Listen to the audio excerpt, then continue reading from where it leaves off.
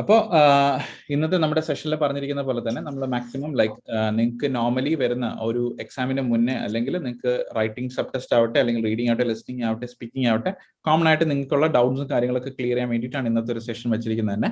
So ഇപ്പൊ നമ്മൾ OET റൈറ്റിംഗിലോട്ട് നമ്മൾ പോവുകയാണെങ്കിൽ നോർമലി നിങ്ങൾക്ക് അറിയാം, ആദ്യമേ തന്നെ ജസ്റ്റ് ചെറിയൊരു ഇൻട്രോ തരാം. ഇത് ഈ ഒരു ക്വസ്റ്റ്യൻ പേപ്പർ എന്ന് പറയുന്നത് കഴിഞ്ഞ വർഷം ഒക്ടോബർ 2020 വന്നിട്ടുള്ള എക്സാം ക്വസ്റ്റ്യൻ ആയിരുന്നു ഇതെന്ന് പറയുന്നത്. ഈ റാക്വെൽ ജാക്സൺ നമ്മുടെ സ്റ്റുഡൻസ് ഒക്കെ ഇതിനകത്തുണ്ട്, അവരെല്ലാം ഈ ഒരു ലെറ്റർ പ്രാക്ടീസ് ചെയ്യാണ്. ഞാൻ ഇത് എടുക്കാൻ റീസൺ എന്ന് വെച്ചാൽ ഇതേ ഒരു ടൈപ്പിൽ മോഡലിൽ ഒരുപാട് ലെറ്റേഴ്സ് വന്ന് പോയിട്ടുണ്ട് ഇപ്പൊ കഴിഞ്ഞ റീസെന്റ് എക്സാംസിനെല്ലാം. അപ്പോൾ നോർമലി കുറച്ച് കാര്യങ്ങളൊക്കെ നമ്മൾ ഇതിനകത്ത് റിപ്പീറ്റഡ് മൾട്ടിപ്പിൾ വിസിറ്റ്സും കാര്യങ്ങളെല്ലാം വരും.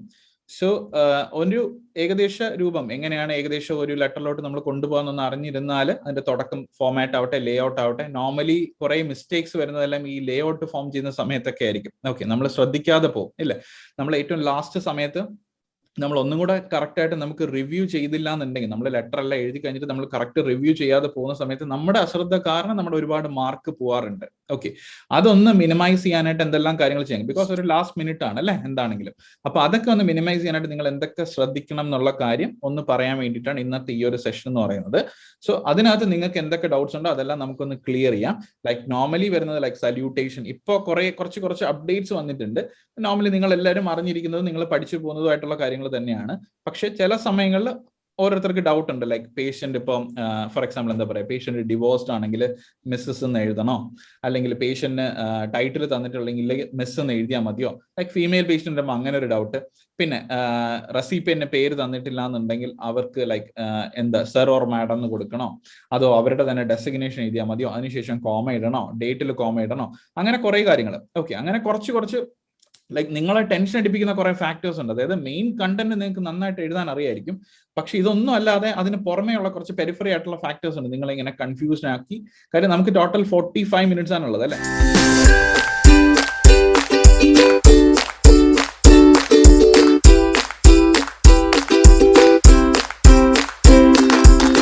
എല്ലാവർക്കും വാം ഗുഡ് ഈവനിങ്. അപ്പോൾ ഇന്നത്തെ നമ്മുടെ സെഷൻ എന്ന് പറയുന്നത് ഇത് പറഞ്ഞ പോലെ തന്നെ നമ്മുടെ ഒരു സൂം സെഷൻ ആണ്. ഇതിനകത്ത് നിങ്ങളുടെ ഇന്നത്തെ നാളത്തെ എക്സാമിന് വേണ്ടിയിട്ടുള്ളവർ, നവംബർ 20 എക്സാമിന് വേണ്ടിയിട്ട് വെയിറ്റ് ചെയ്യുന്നവർക്കും ഇനി അപ്കമിങ് എക്സാംസിന് വേണ്ടിയിട്ടുള്ളവർക്കും ഉള്ള ഒരു ലാസ്റ്റ് മിനിറ്റ് എന്തൊക്കെ നമ്മുടെ ഒരു OET എക്സാം ടിപ്സ് ആയിട്ട് നിങ്ങൾക്ക് ഒരു സ്ട്രെസ് ഫ്രീ ആയിട്ട് എങ്ങനെ എക്സാമിന് പോവാം, എന്തൊക്കെ കാര്യങ്ങളൊന്ന് ശ്രദ്ധിക്കണം എന്നുള്ള കുറച്ച് കാര്യങ്ങൾ. പിന്നെ നിങ്ങളുടെ നോർമലി വരുന്ന ഒരു ക്വസ്റ്റ്യൻ ആൻഡ് ആൻസർ സെഷൻസ് പോലെ ഒരു ഡിസ്കഷൻ. ഓക്കെ, എന്തൊക്കെയാണ് നിങ്ങളുടെ കോമൺലി ഉള്ള ഡൗട്ട്സ് കാര്യങ്ങളൊക്കെ അതിനെ ഒന്ന് ക്ലിയർ ചെയ്ത് പോവാന്നുള്ള കുറച്ച് കാര്യങ്ങളാണ് ഇന്നത്തെ ഈ ഒരു സെഷൻ കൊണ്ട് പ്ലാൻ ചെയ്യുന്നത്. സോ മാക്സിമം നിങ്ങൾ യൂസ്ഫുൾ ആക്കാം. ഇതിന്റെ ടൈം ഡ്യൂറേഷൻ എന്ന് പറയുന്നത് ഞാൻ ഒരു 1 hour സെറ്റ് ചെയ്തിട്ടുണ്ട്. പക്ഷെ ഒരു 40 മിനിറ്റ്സ് ആകുമ്പോഴത്തേനും സെഷൻ എൻഡ് ചെയ്യും. നിങ്ങൾ വീണ്ടും റീജോയിൻ ചെയ്താൽ മതി. ഓക്കെ, നേരത്തെ ചെയ്തിട്ടുള്ളവർക്ക് അറിയാമായിരിക്കും. നിങ്ങൾ വീണ്ടും ഒന്നും കൂടെ ഒന്ന് റീജോയിൻ ചെയ്താൽ മതി സെയിം ലിങ്കിൽ തന്നെ ആഫ്റ്റർ 40 മിനിറ്റ്സ്. എന്തായാലും ഞാൻ റിമൈൻഡ് ചെയ്യാം ആ ടൈം ആകുമ്പോൾ. ഓക്കെ, അപ്പോൾ എനിവേ നമുക്ക് എന്തായാലും നമ്മുടെ സെഷനിലോട്ട് സ്റ്റാർട്ട് ചെയ്യാം. അപ്പോൾ ആദ്യമേ തന്നെ നമുക്ക് ഓവറോൾ ഉള്ള കുറച്ച് കാര്യങ്ങളൊക്കെ ആയിട്ട് പറഞ്ഞു പോവാം. ഒന്ന് നമ്മുടെ 4 സബ് ടെസ്റ്റും. ഓക്കെ, അത് ഓരോന്നായിട്ടും ജസ്റ്റ് ഒന്ന് പറഞ്ഞു പോവാം. അല്ലാതെ ഇൻ സ്പെസിഫിക് ആയിട്ട് നിങ്ങൾക്ക് കോമൺ ആയിട്ട് എന്തെങ്കിലും ഡൗട്ട് ആദ്യമേ ക്ലിയർ ചെയ്യേണ്ടതായിട്ടുണ്ടോ? ഏതെങ്കിലും ഒരു സബ് ടെസ്റ്റ് ഫസ്റ്റ് എടുക്കേണ്ടതായിട്ടുണ്ടോ? ലിസ്ണിംഗ് എടുക്കണോ, റീഡിംഗ് എടുക്കണോ, അതോ റൈറ്റിംഗിലോട്ട് പോകണോ, സ്പീക്കിങ്ങിലോട്ട് പോകണോ? ഏതാ നിങ്ങൾക്ക് ആദ്യം ഡിസ്കസ് ചെയ്യേണ്ടത്?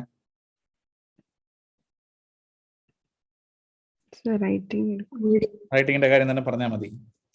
Okay, fine. അപ്പോൾ നമുക്ക് നോക്കാം. അപ്പൊ നിങ്ങൾക്ക് ഇവിടെ തന്നെ കാണാം എന്താ നിങ്ങൾക്ക് എത്ര സമയമുള്ള വായിക്കാൻ വേണ്ടിയിട്ട് ഇതിനകത്ത് തന്നിരിക്കുന്നത് അല്ലേ? അത്രയല്ലേ ഉള്ളൂ. ഓക്കെ, അപ്പൊ ഈ ഒരു ടൈം കൊണ്ട് നമ്മൾ എന്തൊക്കെയാ ചെയ്യേണ്ടത്? ഈ ഒരു 5 മിനിറ്റ്സ് കൊണ്ട് നിങ്ങൾ നോർമലി വായിച്ച് തീരാറുണ്ടോ? ഇല്ല. നമ്മളിപ്പോ ഈ ഒരു ലെറ്റർ എടുക്കുകയാണെങ്കിൽ തന്നെ ഇല്ല എന്ന് വെച്ചാൽ നമുക്ക് അവർ തന്നിരിക്കുന്ന 5 മിനിറ്റ്സ് ആണ്. പക്ഷെ നോർമലി നമ്മളൊരു കേസ് അറിയുമ്പോഴാണ് അല്ലെ, നിങ്ങൾക്ക് തന്നെ ഇപ്പൊ ഇത്രയേ ഉള്ളൂ. ഒരു ലെറ്റർ നിങ്ങൾ ആദ്യമേ തന്നെ മനസ്സിലാക്കേണ്ട ഒരു മെയിൻ ഫാക്ടർ, ഒരു ലെറ്റർ എന്ന് പറയുന്നത് അല്ലെങ്കിൽ ഒരു ക്വസ്റ്റ്യൻ പേപ്പർ എന്ന് പറയുന്നത് എന്താണ് ഈ ഒരു ലെറ്റർ നിങ്ങൾ പറയാൻ പോകുന്നത്, അല്ലെങ്കിൽ നിങ്ങളുടെ പേഷ്യന്റ്, ഈ തന്നിരിക്കുന്ന പേഷ്യന്റിന്റെ പ്രോബ്ലം എന്താണ്, അയാൾക്ക് എന്താണ് വേണ്ടത്, നിങ്ങൾ ആ റെസിപ്പിയന്റിന്റെ അടുത്ത്, നിങ്ങൾ എഴുതി വിടാൻ പോകുന്ന ആളുടെ അടുത്ത് നിന്ന് നിങ്ങൾ എന്താണ് ഈ പേഷ്യന്റിന് വേണ്ടിയിട്ട് റിക്വസ്റ്റ് ചെയ്യുന്നത്. ഓക്കെ, ഇത്രയും കാര്യങ്ങൾ നിങ്ങൾ മെയിൻ ആയിട്ടൊന്ന് മനസ്സിലാക്കിയിട്ട് വേണം ലെറ്റർ എഴുതാൻ തുടങ്ങാനായിട്ട്. അല്ലാതെ എഴുതി പോകുന്നതിന്റെ കൂട്ടത്തിൽ ലെറ്റർ വായിച്ചു പോകാന്നുള്ളൊരു മെത്തേഡിലാണ് നിങ്ങൾ പോകുന്നതെങ്കിൽ ഞാൻ അത് എന്തായാലും ഓഫ് കോഴ്സ് ഇപ്പൊ തിരുത്തിയിരിക്കും നിങ്ങൾ ഉറപ്പായിട്ടും. അത് അല്ലാതെ തന്നെ ചെയ്യണം നിങ്ങൾ എന്തായാലും. ബിക്കോസ് ലെറ്റർ എന്താണെന്ന് നന്നായിട്ട് അറിഞ്ഞതിന് ശേഷം വേണം നിങ്ങൾ എഴുതി പോകാനായിട്ട്. സമയക്കുറവ് തോന്നിയാൽ തന്നെയും ലൈക്ക് നോർമലി ഒരു 5 തൊട്ട് 10 മിനിറ്റ് ഈ കൂട്ടത്തിലുള്ള എല്ലാവരും ആ ഒരു ടൈം തന്നെ ആയിരിക്കും എടുക്കുക എന്താണെന്നുണ്ടെങ്കിലും. ബിക്കോസ് ഇപ്പോൾ ലൈക്ക് നമ്മുടെ കൂട്ടത്തിലുള്ള ഇതിനകത്തുള്ള സ്റ്റുഡൻസ് ഉണ്ട്, അപ്പൊ അവർ തന്നെ പ്രാക്ടീസ് ചെയ്യുന്ന ടൈം ഡ്യൂറേഷൻ എനിക്ക് അറിയാം ഏകദേശം. ഈവൻ ഞാൻ എഴുതിയ സമയത്താണെങ്കിലും ശരി, ഞങ്ങൾക്ക് ഒരു 5 തൊട്ട് 10 മിനിറ്റിന്റെ ഒരു ടൈം നമുക്ക് എന്തായാലും വേണം അതൊന്ന് മനസ്സിലാക്കാനായിട്ട്. കാര്യം നമുക്ക് ഇത്രയും വായിക്കാനുണ്ടല്ലോ. ഇപ്പൊ ഇത് തന്നെ എടുക്കുമ്പോൾ ഇതിനകത്ത് നിങ്ങൾക്ക് കാണാം എന്താ, ആദ്യമേ തന്നെ നിങ്ങൾക്ക് എന്ത് നോക്കാം, you are a community health nurse. ആരാണ് നിങ്ങൾ, ഹു ആർ യു എന്നുള്ള കാര്യം. ഓക്കെ, അപ്പോൾ you are a community health nurse ആണെന്ന് പറയുന്നുണ്ട്. And doing home visits for miss Raquel Jackson എന്ന് കറക്റ്റ് ഇതിനകത്ത് പറയുന്നുണ്ട് അല്ലെ. അപ്പൊ നോർമലി ഇപ്പൊ വരുന്ന ലെറ്റേഴ്സ് എല്ലാം ഹോം വിസിറ്റ്സ് അല്ലെങ്കിൽ കമ്മ്യൂണിറ്റി നഴ്സിന്റെ ലെറ്റേഴ്സ്, GPയുടെ letters, known case on known case ആവാം. ഈ കാര്യങ്ങളെല്ലാം നമുക്ക് ഇതിന്റെ കൂട്ടത്തിൽ തന്നെ ഒന്ന് ഡിസ്കസ് ചെയ്ത് പോകാം. ഈ ഒരു ലെറ്റർ വെച്ച് തന്നെ കാര്യങ്ങളെല്ലാം ഒന്ന് പറഞ്ഞു പോകാം. ഓക്കെ, അപ്പൊ ഇവിടെ പറഞ്ഞിട്ടുണ്ട് ഹോം വിസിറ്റ്സ് നടത്തുകയാണ് മിസ് റാക്വൽ ജാക്സൺ വേണ്ടിയിട്ട്, നിങ്ങൾ ഒരു കമ്മ്യൂണിറ്റി ഹെൽത്ത് നഴ്സ് ആണെന്നും പറഞ്ഞിട്ടുണ്ട്. ഓക്കെ, അപ്പം എല്ലാ കാര്യങ്ങളും ക്ലിയർ ആണ്. സോ ഇതിനകത്ത് പേഷ്യന്റ് ഡീറ്റെയിലും പറഞ്ഞിട്ടുണ്ട്. Miss Raquel Jackson age 62 years എന്നും പറഞ്ഞിട്ടുണ്ട്. ഇനി മെയിൻ ആയിട്ടുള്ള ഒരു ഡൗട്ട്, ഈ ഏജ് പറഞ്ഞപ്പോൾ ഞാൻ പറയാണ് ലൈക്ക് നിങ്ങൾക്ക് ഏജും ഡേറ്റ് ഓഫ് ബർത്തും തന്നിട്ടുണ്ടെങ്കിൽ കുട്ടികൾ ചോദിക്കും ഏത് എഴുതണം എന്നുള്ള കാര്യം. ഏതായിരിക്കും കുറച്ചും കൂടെ കൺവീനിയന്റ്? നിങ്ങൾ ഏത് ചൂസ് ചെയ്യും? ഏജും ഡേറ്റ് ഓഫ് ബർത്ത് ആണ് തന്നിട്ടുള്ളതെങ്കിൽ ഡേറ്റ് ഓഫ് ബർത്ത് ചൂസ് ചെയ്യോ?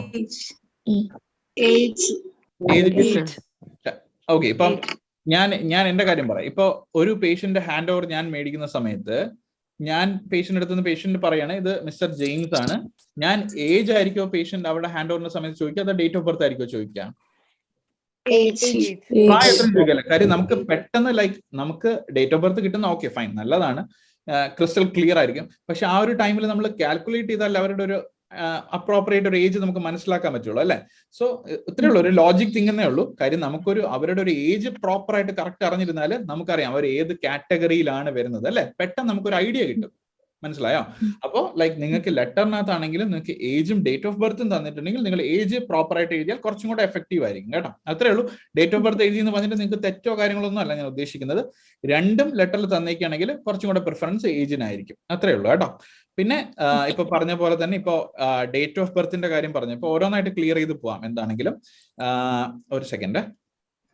ഇപ്പൊ നമുക്ക് ഡേറ്റ് ഓഫ് ബർത്ത് എഴുതുന്ന കാര്യമാണെന്നുണ്ടെങ്കിൽ നിങ്ങൾ എങ്ങനെയായിരിക്കും ഇപ്പൊ ഡേറ്റ് ഓഫ് ബർത്ത് എന്ന് പറയുന്നത്? ഇപ്പോൾ ഈ patient date of birth age ആണ് എഴുതിയിട്ടുണ്ടെങ്കിൽ എങ്ങനെ എഴുതും നമ്മൾ? നമുക്കിപ്പോ റിഗാർഡിങ് നമുക്കറിയാം അല്ലെ, ആരാണെന്നുള്ള കാര്യം അറിയാം അല്ലെ. റിഗാർഡിങ് എഴുതിയിട്ട് ഈ ഡബിൾ ഡോട്ടിനെ പറയുന്നത് കോളൻ എന്ന് പറയും. ഓക്കെ, നമുക്കുള്ള പേഷ്യന്റ് ടൈറ്റിൽ ഇവിടെ തന്നിട്ടുണ്ട്, മിസ് റാക്വൽ ജാക്സൺ അല്ലെ. ഇത്രയല്ലേ ഉള്ളൂ. എന്നിട്ട് ഇവിടെ നമുക്ക് എന്ത് ചെയ്യാം, ഒരു സെമി കോളൻ. ഓക്കെ, കോമ ഇടുന്നവരുണ്ട്, കോമ ഇട്ടിട്ടാണ് നിങ്ങൾ പ്രാക്ടീസ് ചെയ്ത് അങ്ങനെ ചെയ്യാം, കുഴപ്പമില്ല. ഞാനൊരു പ്രോപ്പർ ഫോമായിട്ട് പറയുന്നതേ ഉള്ളൂ. ഇവിടെ ഒരു സെമി കോളൻ, ഇതിനെ ഈ കുത്തും കോമയും വരുന്നതിനെയാണ് സെമി കോളൻ എന്ന് പറയുന്നത്. ദെൻ അതിനുശേഷം നമുക്ക് എന്ത് എഴുതാം? ഇവിടെ നമുക്ക് തന്നിട്ടുള്ള ഏജ് ആണ്. ഏജ് കഴിഞ്ഞിട്ട് വീണ്ടും ഒരു കോളൻ, ഡബിൾ ഡോട്ടിനെ പറയുന്നതാണ് കോളൻ. ഓക്കെ, ദെൻ അതിനുശേഷം പേഷ്യന്റ് എന്താ എഴുതിയിരിക്കുന്നത് ഇവിടെ നമുക്ക് തന്നിരിക്കുന്ന അതേപടി തന്നെ നമുക്ക് എഴുതാം 62 നമുക്ക് അതേ ഫോമാറ്റ് അവിടെ തന്നിട്ടുണ്ട് അല്ലേ, സെയിം. അത്രേ ഉള്ളൂ. ആ നമുക്ക് തന്നിരിക്കുന്ന അതേപടി നമുക്ക് എഴുതാം. ഇത് ഇത്രേ ഉള്ളൂ. ഞാൻ ഈ താഴോട്ട് വന്നത് ഈ ബോക്സ് ചെറുതായോണ്ട് കേട്ടോ, ഇനി അത് അല്ലാന്ന് വിചാരിക്കരുത്. ക്ലിയർ ആയല്ലോ? ഇങ്ങനെ എഴുതാം. ഓക്കെ, ഇനി ഇതാണ്, ഇത്രേ ഉള്ളൂ സംഭവം. ഓക്കെ, ഇനി ഈ ഒരു മിസ്സിന്റെ കാര്യം കൂടെ ഞാൻ ക്ലിയർ ആക്കാം. ഈ മിസ്സിന്റെ കാര്യം വരികയാണെന്നുണ്ടെങ്കിൽ ഇപ്പോ ഫോർ എക്സാമ്പിൾ ഈ പേഷ്യന്റ് എന്താ ഒരു വിഡോ ആണെന്നിരിക്കട്ടെ. ഓക്കെ, ഇതിനകത്ത് ടൈറ്റിൽ വേറെ ഒന്നും തന്നിട്ടില്ല. ഓക്കെ, അങ്ങനെയാണെങ്കിലോ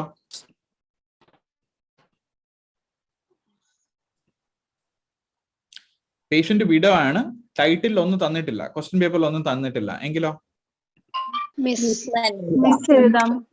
പേഷ്യന്റ് വിഡോ ആണ്, എന്തെഴുതും? മിസ് എഴുതും അല്ലെ.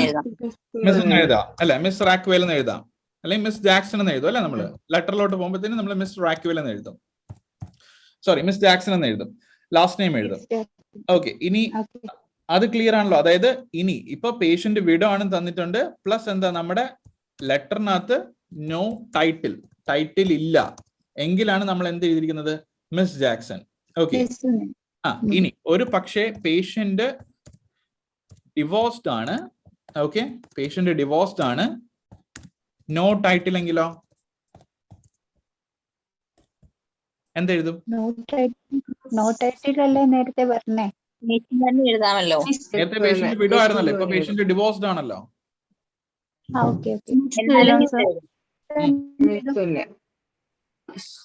മിസ് തന്നെ എഴുതും. അതെ, കാര്യം ഇവിടെ എന്താ ഇത്രേ ഉള്ളൂ. ലൈക്ക് നമുക്ക് ടൈറ്റിൽ തന്നിട്ടില്ല എന്നുണ്ടെങ്കിൽ നിങ്ങൾ റൈറ്റിംഗിന്റെ ക്രൈറ്റീരിയ പഠിച്ചിട്ടുള്ളവരായിരിക്കും, നിങ്ങൾക്ക് അറിയാമായിരിക്കും. അതിനകത്ത് ഒരു ക്രൈറ്റീരിയ ഉണ്ട്, നമ്മൾ എന്താകരുത്, നമ്മൾ ഓൾവേസ് നോൺ ജഡ്ജ്മെന്റൽ ആയിരിക്കണം. ഓക്കെ, ജഡ്ജ്മെന്റൽ ആവാൻ പാടില്ല. നമ്മൾ ഓൾവേസ് എന്തായിരിക്കണം? നോൺ ജഡ്ജ്മെന്റൽ ആയിരിക്കണം. സോ അതുകൊണ്ട് തന്നെ പേഷ്യന്റ് ഡിവോഴ്സ്ഡ് ആണ്, ടൈറ്റിൽ ഒന്നും തന്നിട്ടില്ല എന്നുണ്ടെങ്കിൽ ഓഫ് കോഴ്സ് നിങ്ങളുടെ ഒരു സേഫ് സൈഡ് എന്ന് പറയുന്നത് എന്ത് എഴുതുന്നത് തന്നെ ആയിരിക്കും? മിസ് ജാക്സൺ എന്ന് തന്നെ എഴുതുന്നത് തന്നെ ആയിരിക്കും. ഓക്കെ അല്ലേ? ഇനി ഒരു പക്ഷേ എന്തെങ്കിലും ടൈറ്റിൽ നിങ്ങൾക്ക് മിസ്സസ് എന്ന് തന്നിട്ടുണ്ട്, വിത്ത് ടൈറ്റിൽ ആണെങ്കിൽ നിങ്ങൾക്ക് എന്ത് ചെയ്യാം? വിത്ത് ടൈറ്റിൽ ആണ്, ആ ടൈറ്റിൽ നിങ്ങൾക്ക് മിസ്സസ് എന്ന് തന്നിട്ടുണ്ടെങ്കിൽ ഓഫ് കോഴ്സ് നിങ്ങൾക്ക് എന്ത് തന്നെ യൂസ് ചെയ്യാം?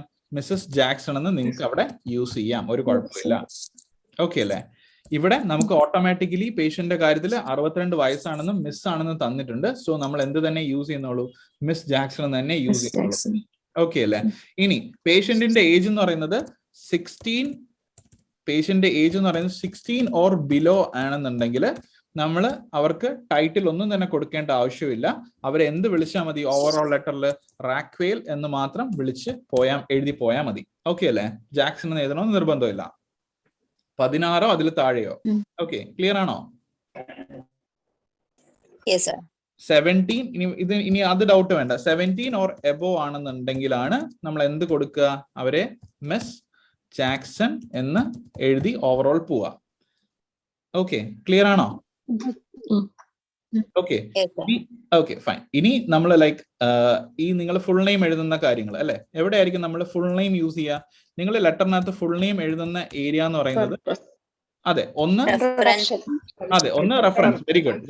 അതെ, ഒന്ന് റെഫറൻസ് എഴുതുന്ന സമയത്ത് നമ്മൾ ഫുൾ നെയിം എഴുതും. ദെൻ 2 എവിടെ എഴുതുമ്പോഴാ? പർപ്പസ് എഴുതുന്ന സമയത്ത്. പർപ്പസ് എഴുതുന്ന സമയത്ത് നമ്മൾ എന്ത് തന്നെ യൂസ് ചെയ്യും? ഫുൾ നെയിം യൂസ് ചെയ്യും. ഓക്കെ അല്ലേ? അതെ, വെരി ഗുഡ്. പർപ്പസ് എഴുതുന്ന സമയത്ത് തന്നെയാണ് നമ്മൾ ഫുൾ നെയിം യൂസ് ചെയ്യുന്നത്. ബാക്കിയുള്ള അടുത്തെല്ലാം നമ്മൾ പേഷ്യന്റ് ഏജ്ഡ് എത്ര ഓർ എബോ ആകുമ്പോഴാണ് നമ്മൾ സെക്കൻഡ് നെയിം യൂസ് ചെയ്യുക? Very good. 17 ഓർ എബോ ആണെന്നുണ്ടെങ്കിൽ നമുക്ക് എന്ത് യൂസ് ചെയ്താൽ മതി? പേഷ്യന്റ് നമ്മൾ മിസ് ജാക്സൺ ഇവിടെ തന്നിരിക്കുന്ന പോലെ യൂസ് ചെയ്താൽ മതി. പേഷ്യന്റ് 16 ഓർ ബിലോ ആണെങ്കിൽ എന്ത് യൂസ് ചെയ്യാം നമുക്ക്? മാസ്റ്റർ ഒന്നും വേണ്ട. നോ മാസ്റ്റർ ഒന്നും തന്നെ യൂസ് ചെയ്യണ്ട. ഓക്കെ അല്ലേ? ജസ്റ്റ് സിംപ്ലി ഫസ്റ്റ് നെയിം മാത്രം യൂസ് ചെയ്താൽ മതി. ഓക്കെ അല്ലേ? ഓൺലി ഫസ്റ്റ്, കേട്ടോ? വേറെ ഒന്നും വേണ്ട കേട്ടോ. കോംപ്ലിക്കേറ്റഡ് ആക്കണ്ട, അത്രേ ഉള്ളൂ, വേറെ ഒന്നും ഇല്ല. ഓക്കെ, സിംപ്ലി എന്ത് മതി? നമുക്ക് റാക്വേൽ എന്ന് മാത്രം എഴുതിയാൽ മതി കേട്ടോ. ഓക്കെ അല്ലേ? ഇത് ക്ലിയർ ആയെന്ന് വിശ്വസിക്കുന്നു. ഓക്കെ ആണോ ഈ കാര്യങ്ങള്? ഇനി ഇതിനകത്ത് ഡൗട്ട് ഇല്ലല്ലോ ആർക്കും?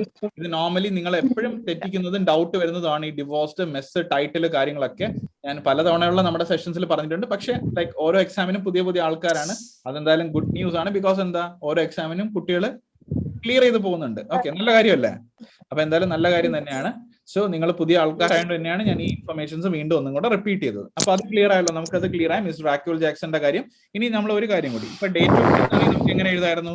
റിഗാർഡിംഗ് ഇടായിരുന്നു, ഒരു കോളൻ സെമി വെറും ഫുൾ കോളൻ വന്നു, ദെൻ മിസ് റാക്വേൽ ജാക്സൺ വന്നു, ദെൻ അതിനുശേഷം നമ്മൾ എന്താ ഒരു സെമി കോളൻ ഇട്ടു, ഡേറ്റ് ഓഫ് ബർത്ത് നമ്മൾ DOB, ദെൻ കോളൻ ഇടും. Very good. കോളൻ ഇട്ടതിന് ശേഷം പേഷ്യന്റിന്റെ date of birth. For example just say patient date of birth എന്ന് പറയുന്നത് 19/08/1962 ആണെന്ന് വെച്ചോ. എങ്കിൽ എങ്ങനെ എഴുതും നിങ്ങൾ? 19 വെരി ഗുഡ്. 19 ഓഗസ്റ്റ് 1962. ഇതാണ് ഫോർമാറ്റ്. ഇത്രേ ഉള്ളൂ. ഓക്കെ അല്ലേ? ഇതിനിടയിൽ കോമ ഇട്ട് യൂസ് ചെയ്യുന്നവരുണ്ട്. ഇവിടെ ഈ ഓഗസ്റ്റിന് ഇപ്പുറം കോമ ഇട്ട് യൂസ് ചെയ്യുന്നത്. നിങ്ങൾ അങ്ങനെയാണ് യൂസ് ചെയ്യുന്നതെങ്കിൽ ഓവറോൾ നിങ്ങളുടെ ലെറ്ററിൽ നിങ്ങൾ എവിടെ ഡേറ്റ് എഴുതുന്നോ അവിടെ എല്ലാം നിങ്ങൾ കോമ ഇടുക. നിങ്ങൾ കോമ ഇടാതെ യൂസ് ചെയ്യുന്നതാണ് നമ്മുടെ നോർമൽ ഫോർമാറ്റ് എന്ന് പറയുന്നത്. നിങ്ങൾക്ക് എങ്ങനെ വേണമെങ്കിലും യൂസ് ചെയ്യാം. എയ്തർ ഓർ, കോമ ഇട്ടും യൂസ് ചെയ്യാം, ഇങ്ങനെ യൂസ് ചെയ്യാം. ഓൾവേസ് ഈ ഒരു ഫോർമാറ്റ് നിങ്ങൾ കീപ്പ് ചെയ്യുന്നതാണ് നിങ്ങളുടെ ലെറ്ററിന് ബെസ്റ്റ് ആയിട്ടുള്ള ഓപ്ഷൻ. ബിക്കോസ് ഇപ്പൊ ഒരു എക്സാമ്പിൾ ഞാൻ പറയുകയാണെങ്കിൽ, ഇപ്പൊ എഴുത്ത് ഡേറ്റ് 09 നിങ്ങൾ സ്ലാഷ് ഇട്ട് എഴുതി ഞാൻ ഒരുപാട് പേരെ കണ്ടിട്ടുണ്ട്, അതുകൊണ്ടാണ് ഇതൊന്ന് ക്ലിയർ ആക്കുന്നത്. ഇപ്പൊ ഇങ്ങനെ ഇട്ടു, നിങ്ങൾ ഡേറ്റ് ഓഫ് ബർത്ത് ഇങ്ങനെ എഴുതി കണ്ടിട്ടുണ്ടല്ലോ ആദ്യമൊക്കെ ഇല്ലേ? അപ്പൊ ഇപ്പൊ നമ്മൾ 09/08/1962 എന്ന് എഴുതി വെച്ചാല് നിങ്ങൾ ഒരിക്കലും ഒരു ഫോർമാറ്റ് എന്ന് പറഞ്ഞിട്ട് ഒരു ബ്രാക്കറ്റ് ഇട്ടിട്ട് നിങ്ങൾ ഇങ്ങനെ എഴുതുന്നുണ്ടോ? DD bar. ഒരു സെക്കൻഡ്, നമ്മൾ പറഞ്ഞു വന്നത് ഡേറ്റ് ഓഫ് ബർത്തിന്റെ കാര്യം.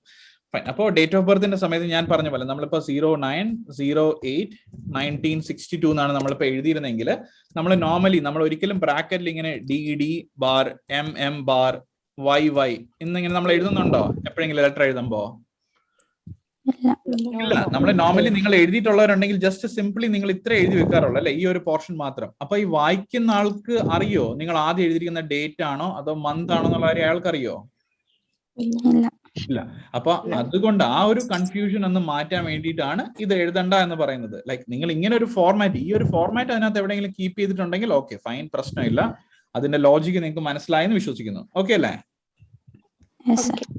ക്ലിയർ ആണല്ലോ? Fine, very good. Okay, perfect. പറഞ്ഞു. നിർബന്ധമില്ല. കേട്ടില്ല അന്ന, എന്താ ചോദിച്ചേ? ഡേറ്റ് ഓഫ് ബർത്ത് നെക്സ്റ്റ് ലൈനിൽ എഴുതണം. ഒരു നിർബന്ധമില്ല, ഒരു നിർബന്ധം. നെക്സ്റ്റ് ലൈനിൽ വേണമെങ്കിൽ, ലൈക്ക് അന്ന ചോദിച്ചാൽ എനിക്ക് മനസ്സിലായി, അങ്ങനെ വേണമെങ്കിൽ അങ്ങനെ എഴുതാം, ഒരു കുഴപ്പമില്ല. ഇല്ലാന്നുണ്ടെങ്കിൽ സിംപിൾ ഇപ്പൊ റിഗാർഡിങ് നമ്മൾ പറഞ്ഞ പോലെ മിസ്റ്റർ എക്സ് നമ്മൾ കൊടുത്തു ഇല്ലേ, ദെൻ തൊട്ട് താഴത്തെ ലൈനിൽ വേണമെങ്കിൽ ഡേറ്റ് ഓഫ് ബർത്ത് ആവട്ടെ ഏജ് ആവട്ടെ സെയിം തൊട്ട് താഴത്തെ ലൈനിൽ വേണമെങ്കിൽ എഴുതാം, ഒരു കുഴപ്പമില്ല. ഓക്കെ. ഇല്ല നോർമലി വേണമെങ്കിൽ നമുക്ക് എന്ത് ചെയ്യാം, ഈ തൊട്ട് നെക്സ്റ്റ് ലൈൻ ഞാൻ പറഞ്ഞ പോലെ തന്നെ ഏജ് എഴുതുന്ന പോലെ തന്നെ ഒരു സെമിക്കോളൻ ഇടുക, ഡേറ്റ് ഓഫ് ബർത്ത് എഴുതുക, ഇതേ ലൈനിൽ തന്നെ അതും കൂടെ എഴുതി പോവാ, അത്രേ ഉള്ളൂ. ഓക്കെ അല്ലേ? ഈ രണ്ട് ഫോർമാറ്റ് നിങ്ങൾക്ക് കീപ്പ് ചെയ്യാം. നിങ്ങൾ അങ്ങനെയാണ് യൂസ് ചെയ്യുന്നതെങ്കിൽ അങ്ങനെ തന്നെ കീപ്പ് ചെയ്യാം, ഒരു തെറ്റുമില്ല കേട്ടോ അതിനകത്ത്.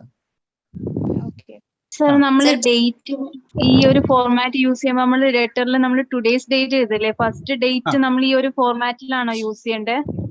ഫസ്റ്റ് ഡേറ്റ് ഈ ഒരു ഫോർമാറ്റിലാണ് നമ്മൾ യൂസ് ചെയ്യേണ്ടത്. ഇപ്പൊ ഇതിനകത്ത് നോക്കി, ഈ ലെറ്ററിനകത്ത് ഞാൻ കാണിച്ചു തരാവേ, നോക്കിയോ. ഈ ലെറ്ററിനകത്ത് കണ്ടോ ഡേറ്റുകളെല്ലാം കിടക്കുന്നുണ്ടോ? ഏതൊക്കെയാ ഡേറ്റുകളുള്ളത്? 1/16/9/2020.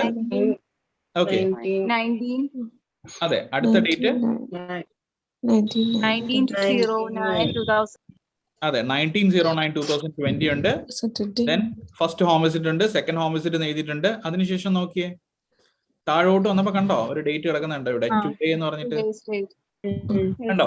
അപ്പൊ ലെറ്ററിൽ നിങ്ങൾക്ക് കോമൺ ആയിട്ട് വരുന്ന രീതികൾ എന്ന് പറയുന്നത് എന്തൊക്കെ വരാം? ലെറ്ററിനകത്ത് നിങ്ങൾക്ക് വരുന്ന ഡേറ്റ്സ് എന്ന് പറയുന്നതിന്റെ ഏരിയ എന്ന് വെച്ചാൽ നിങ്ങൾക്ക് ടുഡേസ് ഡേറ്റ് എന്ന് പറഞ്ഞ് കാണാം. ഓക്കെ, ടുഡേസ് ഡേറ്റ് കാണാം. ഇതുണ്ടെങ്കിൽ നിങ്ങൾ എന്ത് ചെയ്യുക, ടുഡേസ് ഡേറ്റ് തന്നിട്ടുണ്ടെങ്കിൽ ഓഫ് കോഴ്സ് നിങ്ങളുടെ ലെറ്ററിന്റെ ഡേറ്റ് എന്ത് തന്നെ ആയിരിക്കും? ടുഡേസ് ഡേറ്റ് തന്നെ ആയിരിക്കും. ഇനി ഒരു പക്ഷേ അതില്ല, നിങ്ങൾക്ക് ഒരു ഡിസ്ചാർജ് ഡേറ്റ് ആണ് തന്നിട്ടുള്ളതെങ്കിൽ എന്തായിരിക്കും നിങ്ങളുടെ ലെറ്ററിന്റെ ഡേറ്റ്? ഡിസ്ചാർജ് ഡേറ്റ് ആയിരിക്കും. ഓക്കെ അല്ലേ? ചില സമയത്ത് അഡ്മിഷൻ ഡേറ്റും അഡ്മിഷനും ഡിസ്ചാർജ് ഡേറ്റും സെയിം ആയിട്ട് വരാറുണ്ട്. ആ സമയത്ത് അഡ്മിഷൻ ഡേറ്റ് തന്നെ ആയിരിക്കും അല്ലെങ്കിൽ ഡിസ്ചാർജ് ഡേറ്റ് തന്നെ ആയിരിക്കും നിങ്ങളുടെ ആ ലെറ്ററിന്റെ ഡേറ്റ്. മനസ്സിലായോ? ഓക്കെ. ഇനി ഒരു പക്ഷേ ഒന്ന് തന്നിട്ടില്ല എന്ന് വെച്ചോ, എങ്കിൽ എന്തായിരിക്കും നിങ്ങളുടെ ഡേറ്റ്? ആ എക്സാം എന്നാണോ നടക്കുന്നത് എക്സാം ഡേറ്റ് തന്നെ ആയിരിക്കും. ഒരു ഡേറ്റും പക്ഷെ നിങ്ങൾ ഡബിൾ ചെക്ക് ചെയ്ത് കൺഫേം ആക്കുക ഒരു ഡേറ്റും ഇല്ല എന്നുള്ള കാര്യം. ഓക്കെ അല്ലേ? അതുപോലെ തന്നെയാണ് ഈ സല്യൂട്ടേഷന്റെ കാര്യം. നിങ്ങൾ ടൈറ്റിൽ എഴുതുന്ന കാര്യമാണെങ്കിലും തുടക്കത്തിൽ ചിലപ്പോ റാക്കേൽ ജാക്സൺ എന്ന് മാത്രമായിരിക്കും തരിക. ഓക്കെ, നിങ്ങൾ എന്നിട്ട് മിസ് എന്നിട്ട് എഴുതുകയും ചെയ്യും. പക്ഷെ നമ്മൾ എല്ലാം വായിച്ച് താഴേക്ക് പോകുമ്പോ റൈറ്റിംഗ് ടാസ്കിനകത്ത് അവർ പറയുമായിരിക്കും എന്താ മിസ്സസ് എന്നല്ലെങ്കിൽ മിസ്സസ് ചിലപ്പോ അവിടെ എഴുതിയിട്ടിരിക്കും. മനസ്സിലായോ? ഓക്കെ. അപ്പോ നമ്മൾ എന്ത് ചെയ്യുക, ജസ്റ്റ് നിങ്ങൾ മേക്ക് ഷുവർ ചെയ്യുക നിങ്ങളുടെ റൈറ്റിംഗ് ടാസ്കിനകത്തും. ഇപ്പൊ ഇവിടെ നമുക്ക് വേറെ ഒന്നും ഇല്ല, ഇവിടെ കാണാം. സോ നോർമലി അങ്ങനെ വരാം. അതായത് ഇപ്പൊ ഇവിടെ നിങ്ങൾക്ക് കാണാമല്ലോ, ഇവിടെ റാക്യുവൽ ഹോം വിസിറ്റ് ഫോർ റാക്യുവൽ ജാക്സൺ മാത്രമേ ചിലപ്പോൾ കാണുള്ളൂ, ഈ മിസ് കാണില്ല.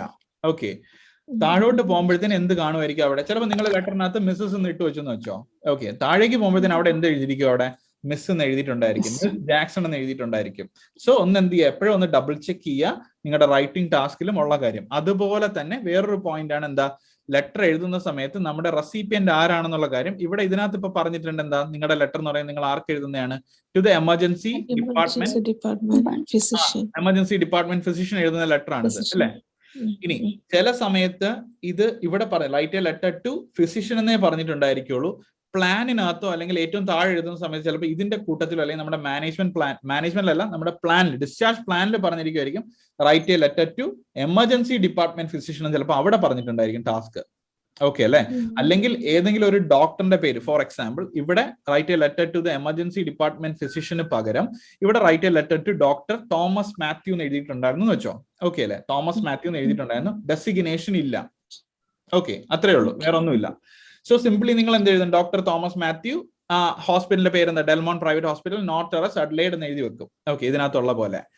പക്ഷേ നിങ്ങൾ ആ പ്ലാനിനകത്ത്, നമ്മുടെ പ്ലാനിനകത്ത് ചിലപ്പോൾ എന്ത് എഴുതിയിട്ടുണ്ടായിരിക്കും? മിക്കവാറും ചിലപ്പോൾ അവിടെ emergency write a letter to the emergency department physician regarding patients issues എന്ന് ചിലപ്പോൾ അവിടെ എഴുതിയിട്ടുണ്ടായിരിക്കും. അതായത് ഈ ലെറ്റർ എഴുതി കൊടുക്കുന്ന തോമസ് മാത്യു എന്ന് പറയുന്ന ആരായിരുന്നു? എമർജൻസി ഡിപ്പാർട്ട്മെന്റ് ഫിസിഷ്യൻ ആയിരിക്കും.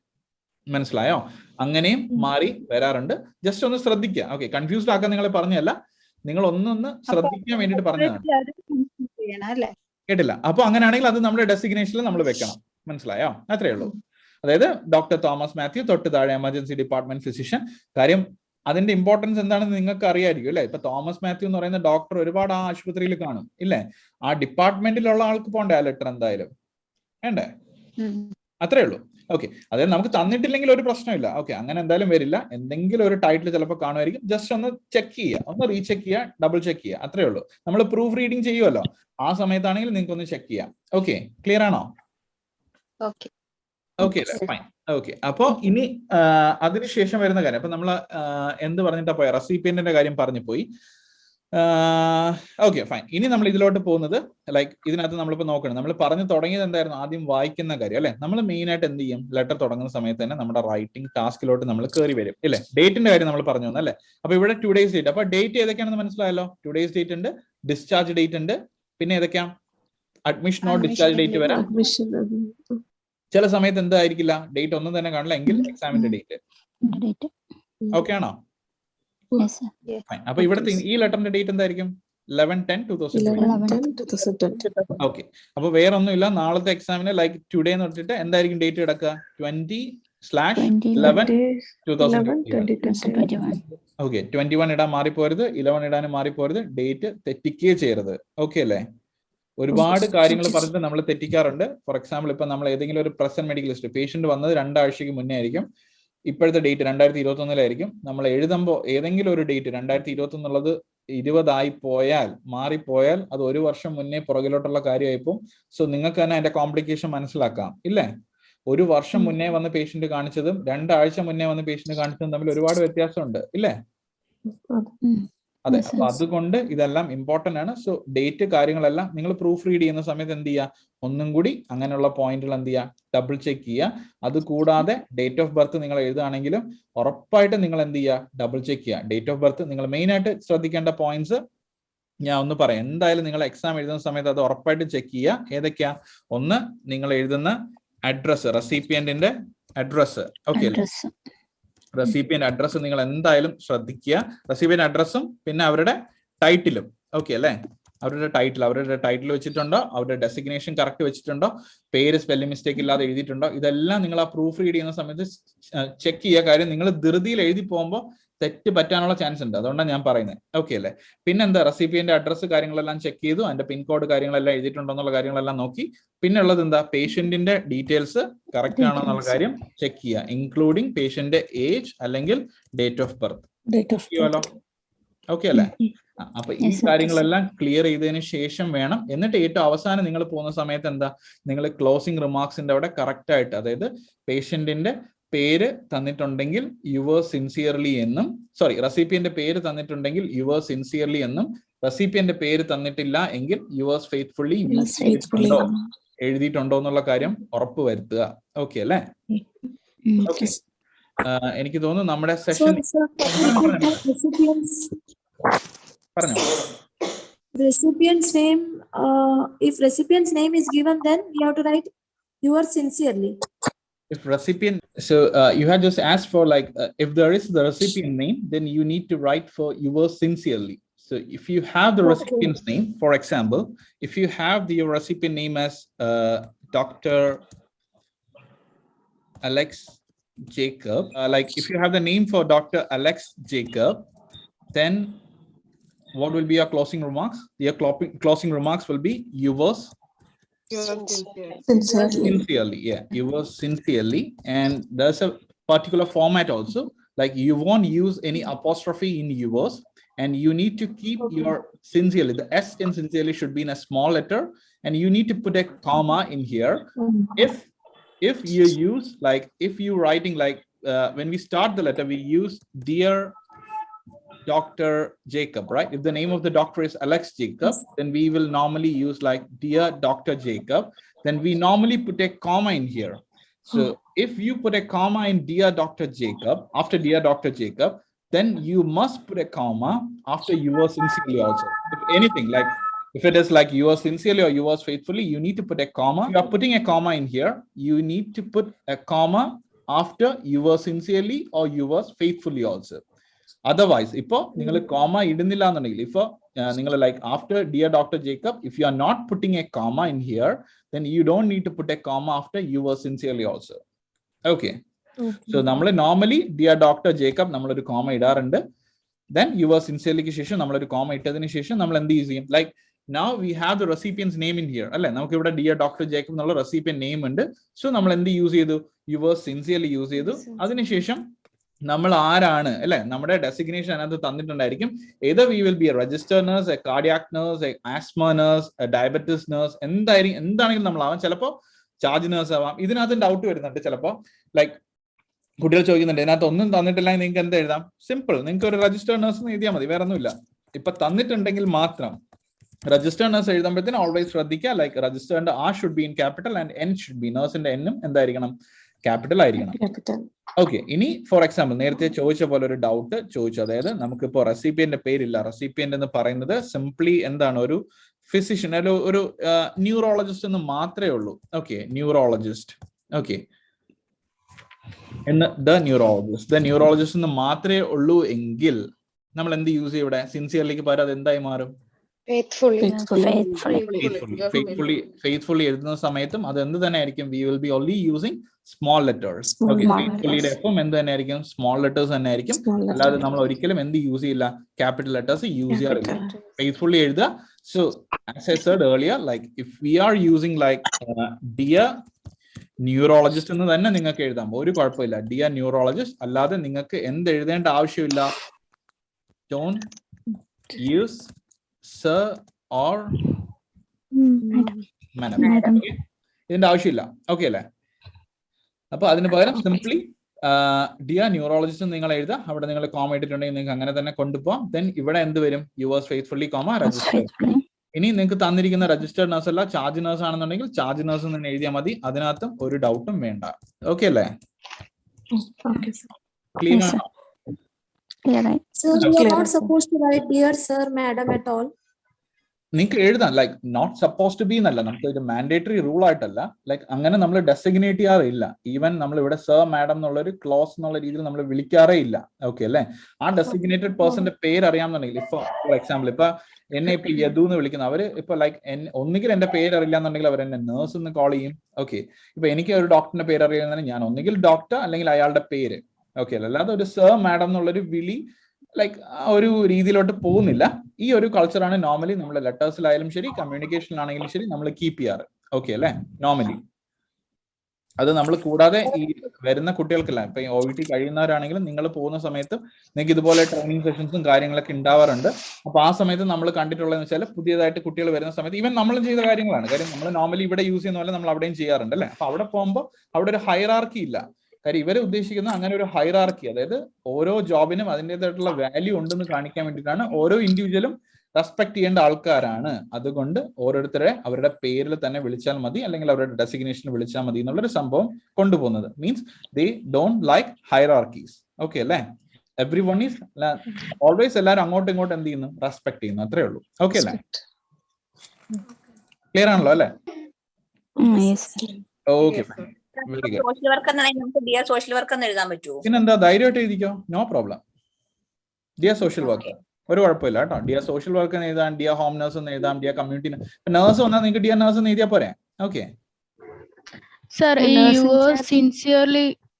സിൻസിയർലി കഴിഞ്ഞിട്ട് ഒരു ലൈൻ വിട്ടിട്ട് സിഗ്നേച്ചറിനുള്ള സ്പേസ് കൂടെ വിട്ടിട്ട് പിന്നെ ഒരു ലൈൻ സിഗ്നേച്ചർ ഒന്നും ആരും ഇടുന്നില്ല, സിഗ്നേച്ചർ ഒന്നും ഇല്ല, ഒരു സിഗ്നേച്ചർ ഇല്ല. സിംപ്ലി ഞാൻ വീണ്ടും എഴുതി കാണിക്കുന്നു, നിങ്ങൾക്ക് യുവർ സിൻസിയർലി ഇങ്ങനൊന്നും ഇല്ല കേട്ടോ. ഒരു സ്പേസ് വിടണോ സിഗ്നേച്ചർ എഴുതാനുള്ള? വേണ്ടല്ലോ, ഒരു നീഡും ഇല്ല. എയ്തറോ നിങ്ങൾക്ക് ലൈക്ക് നിങ്ങളുടെ ഇഷ്ടമാണ്. നിങ്ങൾക്ക് വേണമെങ്കിൽ ഒരു സ്പേസ് വിടാം, സ്പേസ് വിടാതെ തൊട്ട് താഴത്തെ ലൈനിൽ തന്നെ എഴുതാം, ഇല്ലെങ്കിൽ ഒരു സ്പേസ് ലീവ് ചെയ്യുക, സിംപ്ലി രജിസ്റ്റർ നഴ്സ് എന്ന് എഴുതാം. അല്ലാതെ അവിടെ സിഗ്നേച്ചർ ഇടാൻ വേണ്ടിയിട്ടല്ല കേട്ടോ ഇതൊന്നും ഇടുന്നത്. ഓക്കെ, നിങ്ങളുടെ പേരും എഴുതണ്ട. ഓക്കെ, ഇപ്പം ഡിസ്ചാർജ് ഡേറ്റും ടുഡേസ് ഡേറ്റും തന്നിട്ടില്ലെങ്കിൽ അഡ്മിഷൻ ഡേറ്റ് തന്നിട്ടുണ്ട് എന്നുണ്ടെങ്കിൽ അഡ്മിഷൻ ഡേറ്റ് എഴുതാമോ നമുക്ക് ഫസ്റ്റ് എഴുതുമ്പോ? വായിച്ചു നോക്കുന്ന ടൈമിൽ നമുക്ക് വേറെ ഡേറ്റ് ഒന്നും ഇല്ല, അഡ്മിഷൻ ഡേറ്റ് തന്നെ ആയിരിക്കും ചിലപ്പോൾ പേഷ്യന്റിനെ റെഫർ ചെയ്ത് വിടുന്നതെങ്കിൽ ഓഫ് കോഴ്സ് നിങ്ങളുടെ ലെറ്ററിന്റെ ഡേറ്റ് അഡ്മിഷൻ ഡേറ്റ് തന്നെ ആയിരിക്കും. ഓക്കെ അല്ലേ? വേറൊന്നും തന്നിട്ടില്ല എന്നുണ്ടെങ്കിൽ, അതായത് ഇത്രയേ ഉള്ളൂ. ഇപ്പൊ ഫോർ എക്സാമ്പിൾ അഡ്മിഷൻ നടന്നത് 2018 ഓഗസ്റ്റ് 20 ആണെന്ന് വെച്ചോ. ഓക്കെ, പേഷ്യന്റിന് high grade fever, urinary tract infection suspected ആയിട്ട് ഒരു യൂറോളജിസ്റ്റിന്റെ അടുത്തോട്ട് വിടുകയാണ്. ഓക്കെ, അഡ്മിഷൻ മാത്രമേ തന്നിട്ടുള്ളൂ. അപ്പൊ അങ്ങനെ തന്നിരിക്കെ നമുക്ക് 2021 ആണെന്ന് പറഞ്ഞിട്ട് എഴുതാൻ പറ്റുമോ? എന്തുകൊണ്ടാണ് 2021 എഴുതാൻ പറ്റാത്ത? Admission date 2018 നടന്നതാണല്ലേ. 2018 നടന്ന കാര്യം 3 വർഷത്തിന് ഇപ്പുറമായിരിക്കും നമ്മൾ റെഫർ ചെയ്യുന്ന പേഷ്യന്റിനെ. അല്ല, അത്രേ ഉള്ളൂ കാര്യം. മനസ്സിലായോ?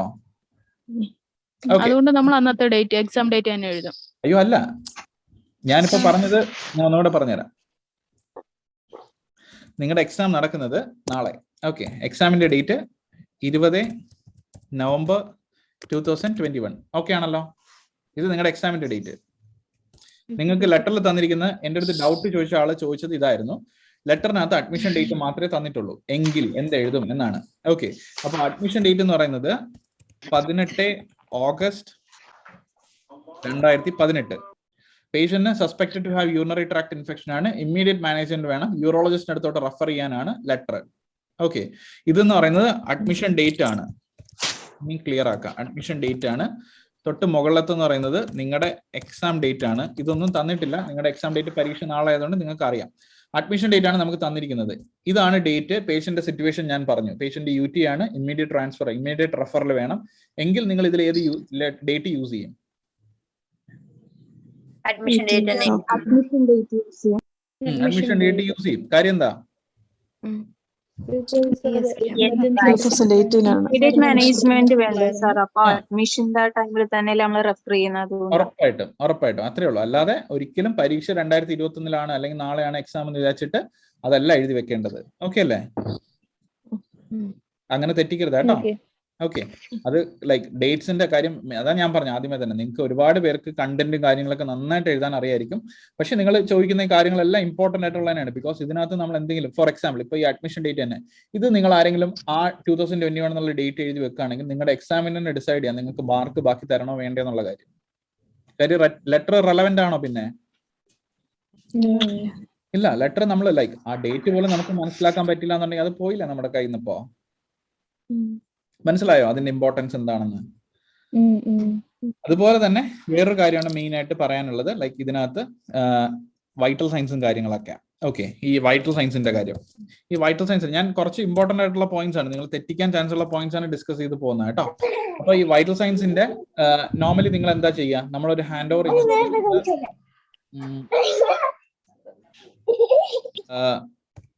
നിങ്ങൾ ബാക്ക്ഗ്രൗണ്ടിൽ വോയിസ് ഇല്ലാത്ത ആരെങ്കിലും റെസ്പോണ്ട് ചെയ്യണം കേട്ടോ. ബാക്ക്ഗ്രൗണ്ടിൽ ദയവേത് നിങ്ങൾക്ക് അവിടെ കുഞ്ഞുങ്ങളെ കാര്യങ്ങളൊക്കെ കാണും, എനിക്ക് നന്നായിട്ട് അറിയാം, ഞങ്ങൾ കുട്ടികളെ പഠിപ്പിക്കുന്നതാണ്.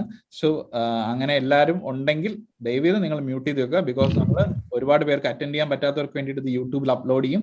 സോ ആ ടൈമിൽ അവർക്ക് കേൾക്കുമ്പോൾ അവർക്ക് കേൾക്കുമ്പോഴല്ലേ, ഇപ്പൊ ഈവൻ നമ്മുടെ ഇതിനകത്തുള്ളവരാണെങ്കിലും ഡിസ്റ്റർബ്ഡ് ആവും. സോ എന്ത് ചെയ്യുക, ജസ്റ്റ് ഒന്ന് മ്യൂട്ട് ചെയ്ത് വെക്കുക കേട്ടോ. അത്യാവശ്യം ഓക്കെ ആയിട്ടുള്ളവർ മാത്രം എന്ത് ചെയ്യുക, ഒന്ന് അൺമ്യൂട്ട് ചെയ്തിട്ട് സംസാരിക്കാം. സോ വൈറ്റൽ സയൻസിന്റെ സമയത്ത് നിങ്ങൾ ഈ വൈറ്റൽ സയൻസ് നിങ്ങൾക്ക് തന്നിട്ടുണ്ടെങ്കിൽ നിങ്ങൾ എന്താ ചെയ്യുക? ക്വസ്റ്റ്യൻ പേപ്പറിൽ തന്നിട്ടുണ്ട്. എല്ലാം നോർമൽ ആണ്, എല്ലാം നോർമൽ ആണ് എങ്കിൽ നിങ്ങൾ ക്വസ്റ്റ്യനിൽ പറയൂ, ആൻസർ നിങ്ങൾ എഴുതുന്ന സമയത്ത് പറയോ ഇല്ലയോ? പറയും.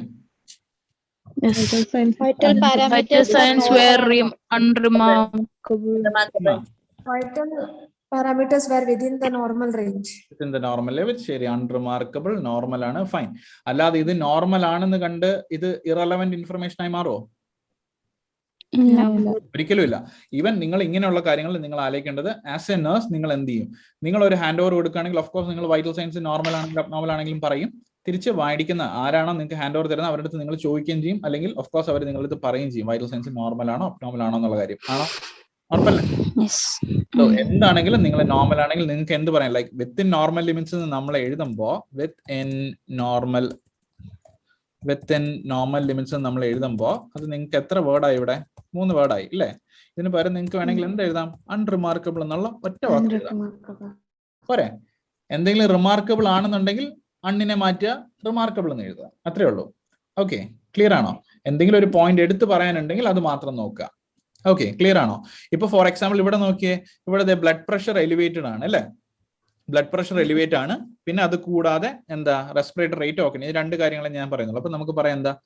His vital signs were unremarkable except with a slight elevation in blood pressure of 145/95. Okay, except with a slight elevation in blood pressure. അതിനി ബ്ലഡ് പ്രഷർ ആവട്ടെ, ടെമ്പറേച്ചർ ആവട്ടെ, ഏത് വേണമെങ്കിലും ലൈക്ക് നമുക്ക് അല്ലെങ്കിൽ എന്ത് പറയാം? എക്സെപ്റ്റ് ഹീസ് ടക്കീപ്നിക് എന്ന് പറയാം. ഇപ്പൊ റെസ്പിറേറ്ററി റേറ്റ് കൂടുതലാണെങ്കിൽ എക്സെപ്റ്റ് ഹീസ് ടക്കീപ്നിക് എന്ന് പറയാം, അല്ലെങ്കിൽ എക്സെപ്റ്റ് ഹീസ് ടക്കികാർഡിക് അല്ലെ? എന്ത് പോയിന്റ് വേണമെങ്കിലും നമുക്ക് പറയാം, അല്ലെങ്കിൽ ഹൈപ്പർ പൈറക്സിക് അല്ലെങ്കിൽ പൈറക്സിക് എന്ത് വേണമെങ്കിലും നമുക്ക് യൂസ് ചെയ്യാം.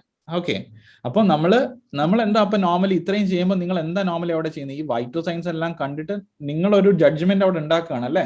അതായത് പേഷ്യന്റിന്റെ ഇത്രയും കാര്യങ്ങൾ നോർമൽ ആണ്, ആ വാല്യൂസ് എഴുതാതെ നിങ്ങൾ തന്നെ ഒരു സെന്റൻസ് അവിടെ ക്രിയേറ്റ് ചെയ്ത് വെക്കുകയാണ്. അപ്പൊ നിങ്ങളുടെ ലാംഗ്വേജ് പ്രൊഫിഷ്യൻസിയും കൂടെയാണ് അവിടെ കാണിക്കുന്നത് അതിനകത്ത്. മനസ്സിലായോ? അപ്പൊ ഓഫ് കോഴ്സ് അത് എന്തായാലും എഴുതുക. പിന്നെ അതുപോലെ തന്നെ സ്മോക്കിങ്ങിന്റെ ആൽക്കഹോളിസം പറയുന്ന സമയമുണ്ട്. അപ്പോഴും നമ്മളിപ്പോ ഒരു നോർമലി നമ്മളൊരു കൺസൾട്ടേഷന് പോകുന്ന സമയത്ത് നിങ്ങൾക്ക് എല്ലാവർക്കും അറിയാം, നമ്മുടെ ഒരു മെഡിക്കൽ അസസ്മെന്റിന്റെ സമയത്ത് നമ്മൾ ചോദിക്കുന്ന കാര്യമാണ്, ഒരു ഡോക്ടർ ഒരു പേഷ്യന്റ് ചോദിക്കുന്നതാണ്. ഓഫ് കോഴ്സ് നിങ്ങൾക്ക് എന്താ അത് എസ്പെഷ്യലി പേഷ്യന്റ് ഇപ്പൊ ഹൈപ്പർ ടെൻഷൻ, ഡിസ്ലിപ്പിഡീമിയ, ഡയബറ്റിസ് അങ്ങനത്തെ അസുഖങ്ങളെല്ലാം, അതായത് നോൺ കമ്മ്യൂണിക്കബിൾ ആയിട്ടുള്ള NCD ഡിസീസസ് എല്ലാം തന്നെ ഉണ്ടെങ്കിൽ ഓഫ് കോഴ്സ് അസസ്മെന്റ് അത് ഉണ്ടെങ്കിലും ഇല്ലെങ്കിലും ചോദിക്കുന്ന 2 ക്വസ്റ്റൻ ആണ് എന്താ? സ്മോക്കിംഗ് ഉണ്ടോ, ആൽക്കഹോളിസം ഉണ്ടോ എന്നുള്ള കാര്യം ഇല്ലേ? അപ്പൊ ഇതിനകത്ത് നിങ്ങൾക്ക് സ്മോക്കിംഗ് പേഷ്യന്റിന് നോ സ്മോക്കിങ്ങും ആണ്, no smoking and no drinking എങ്കിൽ നിങ്ങൾ എഴുതണോ? ലൈക്ക് കൺവീനിയന്റ് ആയിട്ടുള്ള ലെറ്റേഴ്സ് ആണെന്നുണ്ടെങ്കിൽ ശരി നിങ്ങൾക്ക് വിടാം. പക്ഷെ ഒരു ഡോക്ടറിനൊക്കെ നിങ്ങൾ എഴുതുന്ന സമയത്തോ ഒരു നഴ്സിന് എഴുതുന്ന സമയത്തോ നിങ്ങൾ ഡ്രിങ്കിങ് ആൻഡ് സ്മോക്കിംഗ് ഹാബിറ്റ് ഇല്ല എന്ന് എഴുതുന്നത് ഓഫ് കോഴ്സ് യൂസ്ഫുൾ ആണ്. കാര്യം എന്താ? പേഷ്യന്റിന് ഇപ്പോൾ നിങ്ങൾ അയക്കുന്ന പേഷ്യന്റിന് ഹൈപ്പർ ടെൻഷൻ, ഡയബറ്റീസ് ഉണ്ടെന്ന് വെച്ചോ, നിങ്ങൾ ഈ സ്മോക്കിങ്ങിന്റെയും ഡ്രിങ്കിങ്ങിന്റെയും കാര്യം എഴുതിയിട്ടില്ല. ഈ വായിക്കുന്ന ഡോക്ടറിന് എന്ത് തിങ്ക് ചെയ്യാം? ചിലപ്പോൾ നിങ്ങൾ വിട്ടുപോതായിക്കൂടെ അങ്ങനെയാണെങ്കിൽ എഴുതാനായിട്ട് ഇല്ലേ? അത് ഇല്ലാതിരിക്കുമ്പോൾ, ഇൻഫർമേഷൻ ഇല്ലാതിരിക്കുമ്പോൾ അവർക്ക് വിചാരിക്കാൻ പറ്റുമോ സ്മോക്കിങ്ങും ആൽക്കഹോളിസും ഇല്ലാത്തതുകൊണ്ടായിരിക്കും എഴുതാത്തത് എന്ന് വിചാരിക്കുമോ?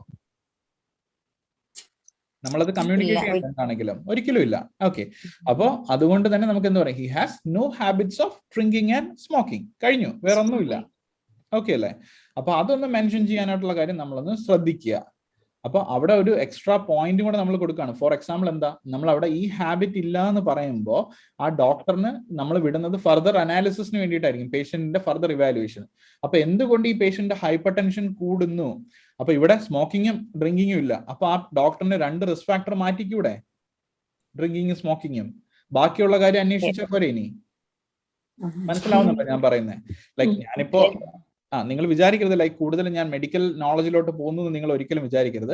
ഞാൻ പറയാൻ റീസൺ ഉണ്ട്, ഞാൻ നിങ്ങൾക്ക് കാണിച്ചു തരാം. ഫോർ എക്സാമ്പിൾ ഈ ഒരു ലെറ്ററിൽ നിങ്ങൾ നോക്കുമ്പോൾ നിങ്ങൾക്ക് കാണാം, ഇതിനകത്ത് കാണുന്നുണ്ടല്ലോ ഈ ലെറ്ററിൽ പറയുന്നുണ്ട് പേഷ്യന്റിന്റെ ഡയഗ്നോസിസ്. നിങ്ങൾ ഇവിടെ നോക്കിയാൽ മതി, പേഷ്യന്റിന്റെ ഡയഗ്നോസിസ് ഇവിടെ പറയുന്നുണ്ട്. ഡയഗ്നോസിസ് എന്താ എഴുതിയിരിക്കുന്നത് നോക്കിയേ? Hypoglycaemia due to drug interaction with metformin and cimetidine. കണ്ടോ? ആണല്ലോ പറഞ്ഞിരിക്കുന്നത്. ഓക്കെ, അപ്പോ ഡ്രഗ് ഇന്ററാക്ഷൻസ് ആണെന്നുള്ള കാര്യം പറഞ്ഞിട്ടുണ്ട്. ഈ എന്താണ് ഈ സിമെറ്റിഡിൻ എന്ന് പറയുന്നത്?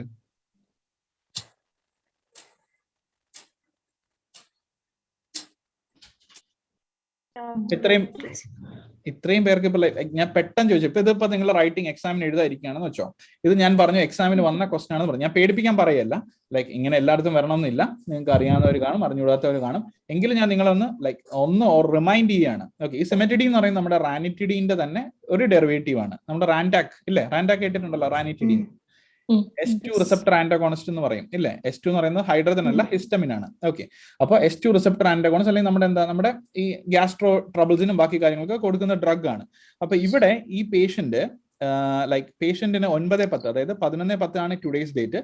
2 ദിവസം മുന്നേ പേഷ്യന്റ് ഹാർട്ട് ബേൺ ഉണ്ടെന്ന് പറഞ്ഞിട്ട് കംപ്ലൈന്റ് ചെയ്തിട്ടുണ്ടായിരുന്നു. Heartburn which is lasting less than an hour in sternum area.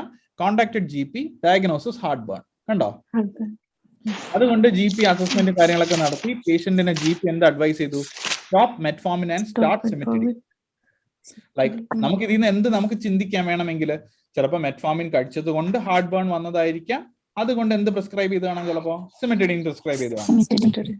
Okay, എന്നിട്ട് എന്ത് പറഞ്ഞു? സ്റ്റോപ്പ് ചെയ്യാൻ പറഞ്ഞു മെറ്റ്ഫോമിൻ ഇല്ലേ. പക്ഷെ എന്ത് സംഭവിച്ചു? 11-ാം തീയതി വന്നപ്പോഴത്തേക്ക് നമ്മൾ പോയി നോക്കുമ്പോൾ എന്താ സംഭവിക്കുന്നത്? പേഷ്യന്റ് പിന്നെ ഈ ഡോക്ടർ എന്തുകൊണ്ടായിരിക്കും മെറ്റ്ഫോമിൻ സ്റ്റോപ്പ് ചെയ്യാൻ പറഞ്ഞത്? ചിലപ്പോൾ അത് രണ്ടും ചിലപ്പോൾ ഡ്രഗ് ഇന്ററാക്ട് ചെയ്യാനുള്ള ചാൻസസും പേഷ്യന്റിന് പ്രോബ്ലം ഉണ്ടാവാനുള്ള റിസ്ക്കും കാണുമായിരിക്കും. അതുകൊണ്ടായിരിക്കും അത് സ്റ്റോപ്പ് ചെയ്യാനും പറഞ്ഞത്. ഓക്കെ അല്ലേ? പക്ഷെ പേഷ്യന്റ് നോക്കുമ്പോൾ ഇവിടെ എന്താ? ഇവിടെ സ്റ്റിൽ പേഷ്യന്റ് എന്തിലുണ്ട്? മെറ്റ്ഫോമിനിലുണ്ട്. അങ്ങനെയാണ് അസസ്മെന്റിൽ എന്ത് സംഭവിച്ചിരിക്കുന്നത്? ഡയഗ്നോസിസ് ആയിട്ട് hypoglycaemia due to drug interaction. നമ്മള് ഇതിപ്പോ മനസ്സിലാക്കി എടുത്തു നിങ്ങൾ കാര്യം. ഓക്കെ അല്ലേ? അപ്പോ ഇതിപ്പോ നമ്മളൊരു മെഡിക്കലി ഫിറ്റ് ആയിട്ടുള്ള ഒരാളല്ല നമ്മളെങ്കിൽ നമുക്ക് ഈ ലെറ്ററിനെ ഈ ഒരു രീതിയിലോട്ട് കണക്ട് ചെയ്ത് കൊണ്ടുവരാൻ പറ്റും ഇങ്ങനെ കിടക്കുന്ന ഒരു പേപ്പറിനെ? ഇല്ല, ഓഫ് കോഴ്സ് ഇല്ല. അതിന് നിങ്ങൾ എന്തായാലും അഭിമാനിക്കും. ബിക്കോസ് എങ്കിലും നിങ്ങൾക്ക് ഈ ഒരു OET നല്ല രീതിയിൽ എഴുതാൻ പറ്റും. ഒരു കമ്പ്യൂട്ടർ സയൻസോ അല്ലെങ്കിൽ ഇംഗ്ലീഷ് ഗ്രാമറിന്റെ അങ്ങേയറ്റം ഇരിക്കുന്ന ഒരാൾക്കോ വന്നിട്ട് ഈ ഒരു ലെറ്റർ ഒരിക്കലും കംപ്ലീറ്റ് ചെയ്യാൻ പറ്റില്ല. അതുകൊണ്ട് തന്നെ നിങ്ങളുടെ അടുത്ത് പറയാനുള്ള മെയിൻ തിങ് എന്ന് വെച്ചാൽ ഇപ്പം ഈ ഗ്രാമാറ്റിക്കൽ നമ്മൾ ഈ ഒരു ലെറ്റർ പഠിച്ചു പോകുമ്പോൾ ഈ ലെറ്ററിന്റെ കൂട്ടത്തിൽ ഇപ്പൊ പറയാണ് പേഷ്യന്റ് മെറ്റ്ഫോമിനിലായിരുന്നു അല്ലെങ്കിൽ പേഷ്യന്റ് സിമെറ്റിഡിൻ എടുത്തിരുന്നു എന്ന് പറയുന്നത് എടുത്തിരുന്നു ഇപ്പൊ ഇല്ല എങ്കിൽ നമുക്ക് എന്ത് പറയാം? He was commenced on cimetidine എന്ന് പറഞ്ഞാൽ തീർന്നില്ലേ? He was commenced on cimetidine. Just ഒരു എക്സാമ്പിൾ പറയാണ് കേട്ടോ. നമുക്ക് എന്താ എഴുതാം? He was commenced on cimetidine. എന്തായിരുന്നെങ്കിൽ പേഷ്യന്റ് ഈ ടാബ്ലറ്റ് എടുത്തിരുന്നു ഇപ്പൊ ഇല്ല എങ്കിൽ. ഓക്കെ അല്ലേ? ഇനി പേഷ്യന്റ് ഇപ്പോഴും എടുത്തുകൊണ്ടിരിക്കുകയാണെങ്കിലോ? നേരത്തെ ഉണ്ടായിരുന്നു, ഇപ്പോഴും എടുത്തുകൊണ്ടിരിക്കുകയാണ്. He has been commenced on cimetidine. Okay അല്ലേ? ഇനി ഈ സിമെറ്റിഡിന് പകരം ഞാനൊരു ഓഗ്മെന്റിനാണ് പറയുകയാണെങ്കിലും അത് എടുത്തുകൊണ്ടിരിക്കുകയാണെന്ന് പറഞ്ഞാൽ നിങ്ങൾ എന്താ എഴുതുള്ളൂ? He has been commenced on Augmentin എന്ന് തന്നെയല്ലേ എഴുതുള്ളൂ. അല്ലാതെ മാറ്റില്ലല്ലോ. ഓഗ്മെന്റിനാണെന്ന് പറഞ്ഞിട്ട് ഈ ഹാസ് ബീൻ മാറും എടുത്തുകൊണ്ടിരിക്കുന്നത്. അല്ലെ ഓഗ്മെന്റിൻ കഴിഞ്ഞു കഴിഞ്ഞാൽ വാസ് മാറും അവിടെ? ഇല്ലല്ലോ. ഇത്രേ ഉള്ളൂ സംഭവം. അല്ലാതെ ഒരു നിങ്ങൾ പോയി ഞാൻ ഒരുപാട് പേരുടെ ഹിസ്റ്ററി കേട്ടിട്ടുള്ളതാണ് പറയുന്നത്. ഒരുപാട് പേര് പോയി ഒരു 30 ദിവസത്തെയും ഒരു ഹൈലി സെഷൻസിന്റെയും ഗ്രാമാറ്റിക്കൽ ഗ്രാമർ വേണോ ചോദിച്ചാൽ വേണം. Of course. കാര്യം ഈ വാസ് കമൻസ് എഴുതാൻ നിങ്ങൾ അറിഞ്ഞിരിക്കണം അല്ലെ. എടുത്തിരുന്നു എന്നുള്ളതിന് വാസ് എന്ന് എഴുതണോ നിങ്ങൾ അറിഞ്ഞിരിക്കണം. അല്ലാതെ എടുത്തിരുന്നുവിന്റെ സമയത്ത് നമ്മൾ ഹാസ് ബീൻ എന്ന് എഴുതിയാൽ ശരിയാവോ? അത് ഇൻഫർമേഷൻ തെറ്റല്ലേ? അപ്പൊ അതിനുള്ള ജനറൽ ബേസിക് നമുക്ക് വേണം. അത് നമ്മൾ ഓരോ ലെറ്റർ പഠിക്കുമ്പോൾ ക്ലിയർ ആയിട്ട് ഒന്ന് പഠിച്ചു പോയാൽ മാത്രം മതി. വേറെ ഒന്നും ചെയ്യേണ്ട ആവശ്യമില്ല. മനസ്സിലായോ? ഒരു ലെറ്റർ പഠിക്കുന്നത് പെർഫെക്റ്റ് ആയിട്ട് പഠിച്ചു പോവാ, അല്ലാതെ ഒരു 100 ലെറ്റർ എഴുതുന്നതിലല്ല കാര്യം. ഓക്കെ, ഒരു ലെറ്റർ പെർഫെക്റ്റ് ആയിട്ട് പഠിച്ചിട്ട് അതിന്റെ തന്നെ മോഡൽസ് നിങ്ങൾ എന്ത് ചെയ്യുക? പ്രാക്ടീസ് ചെയ്യുക. ഞാനിപ്പോ പറഞ്ഞ പോലെ ഈ സിമെറ്റിഡിന് പകരം ഓഗ്മെന്റിൻ വന്ന പോലെ ന്യൂറോളജിസ്റ്റിന് എഴുതുന്ന ലെറ്റർ ഗ്യാസ്ട്രോഎൻട്രോളജിസ്റ്റിന് എഴുതുക, റെഫറൽ ലെറ്റേഴ്സ് അങ്ങനെ പഠിക്കുക. സോഷ്യൽ വർക്കറിന്റെ ഒരു ലെറ്റർ നല്ല പെർഫെക്റ്റ് ആയിട്ട് പഠിക്കുക, അതിന്റെ ബാക്കിയുള്ള ലെറ്റേഴ്സ് എഴുതി പഠിക്കുക. അപ്പൊ അങ്ങനെയുള്ള കാര്യം നിങ്ങൾക്കുള്ള ഇത്രയും മുടക്കി കാര്യങ്ങൾ നിങ്ങൾ ഒരു 100 ദിവസത്തെ ക്ലാസ്സോ അല്ലെങ്കിൽ 30 ദിവസത്തെ ഗ്രാമർ ക്ലാസ്സോ ഒന്നും എടുക്കേണ്ട ആവശ്യമില്ല ഇതിന്. അത് ആലോചിച്ചു. OET എന്ന് വെച്ചാൽ ഗ്രാമർ എന്ന് വിചാരിച്ച് പേടിക്കരുത് ദയവ് ചെയ്ത്. ഓക്കെ അല്ലേ? അപ്പോൾ ഈ ഒരു മെഡിക്കൽ നോളജിന്റെ കാര്യം ഞാൻ പറയാൻ വന്നത് ഇതാണ്. ബിക്കോസ് നിങ്ങൾ മെഡിക്കലി നോളജബിൾ ആയതുകൊണ്ട് തന്നെ ഒരുപാട് കാര്യങ്ങൾ നിങ്ങൾക്ക് ഇതിനകത്ത് ചെയ്യാൻ പറ്റും. അതിനൊരു എക്സാമ്പിൾ ആണ് ഞാൻ ഈ കാര്യം, ഈ ഒരു എക്സാമ്പിൾ ഇതിപ്പോ പറഞ്ഞത്. നിങ്ങൾക്ക് ക്ലിയർ ആണോ ഞാൻ പറഞ്ഞത്? അതായത് ഇവിടെ എന്താ പേഷ്യന്റിന്റെ ഞാൻ പറഞ്ഞു എന്താ ഈ സിമെറ്റിഡിന്റെ കാര്യം പറഞ്ഞു അല്ലെ. അപ്പോ ഇവിടെ എന്തുകൊണ്ടാണ് പേഷ്യന്റ് ഈ ഒരു ഇഷ്യൂ ഉണ്ടായത്? പേഷ്യന്റ് മെറ്റ്ഫോമിനും സിമെറ്റിഡിനും ഒരുമിച്ച് എടുത്തത് കൊണ്ടാണ് പേഷ്യന്റ് ഈ ഒരു ഇഷ്യൂ ഉണ്ടായത് അല്ലേ? അതെ. അപ്പൊ ചില സമയത്ത് ലൈക്ക് എന്ത് വിചാരിക്കാം, ചിലപ്പോ ഈ സിമെറ്റിഡീൻ ആയിരിക്കും വേറെ എന്തെങ്കിലും ഇഷ്യൂസ് ഉണ്ടാക്കിയതെന്നോ അല്ലെങ്കിൽ എന്തെങ്കിലും രീതിയിൽ നമുക്കിപ്പോ അറിഞ്ഞുകൂടാ എങ്കിൽ, നമുക്ക് എന്താണ് ഡ്രഗിന്റെ ആക്ഷൻ ബാക്കി കാര്യങ്ങൾ അറിഞ്ഞുകൂടാന്നുണ്ടെങ്കിൽ നമ്മൾ ചിലപ്പോൾ തെറ്റിക്കാനുള്ള ചാൻസ് ഉണ്ട്. മനസ്സിലായോ? ചില സമയത്ത്. ഓക്കെ, എപ്പോഴും നിങ്ങൾ ഇങ്ങനെ കോംപ്ലിക്കേറ്റഡ് ആക്കില്ല. ബിക്കോസ് ഇവിടെ നിങ്ങൾക്ക് ഈസി ആവുന്ന രീതിയിൽ നിങ്ങൾക്ക് എഴുതാൻ പറ്റുന്ന രീതിയിൽ തന്നെയാണ് അവർ തന്നിരിക്കുന്നത് അല്ലേ?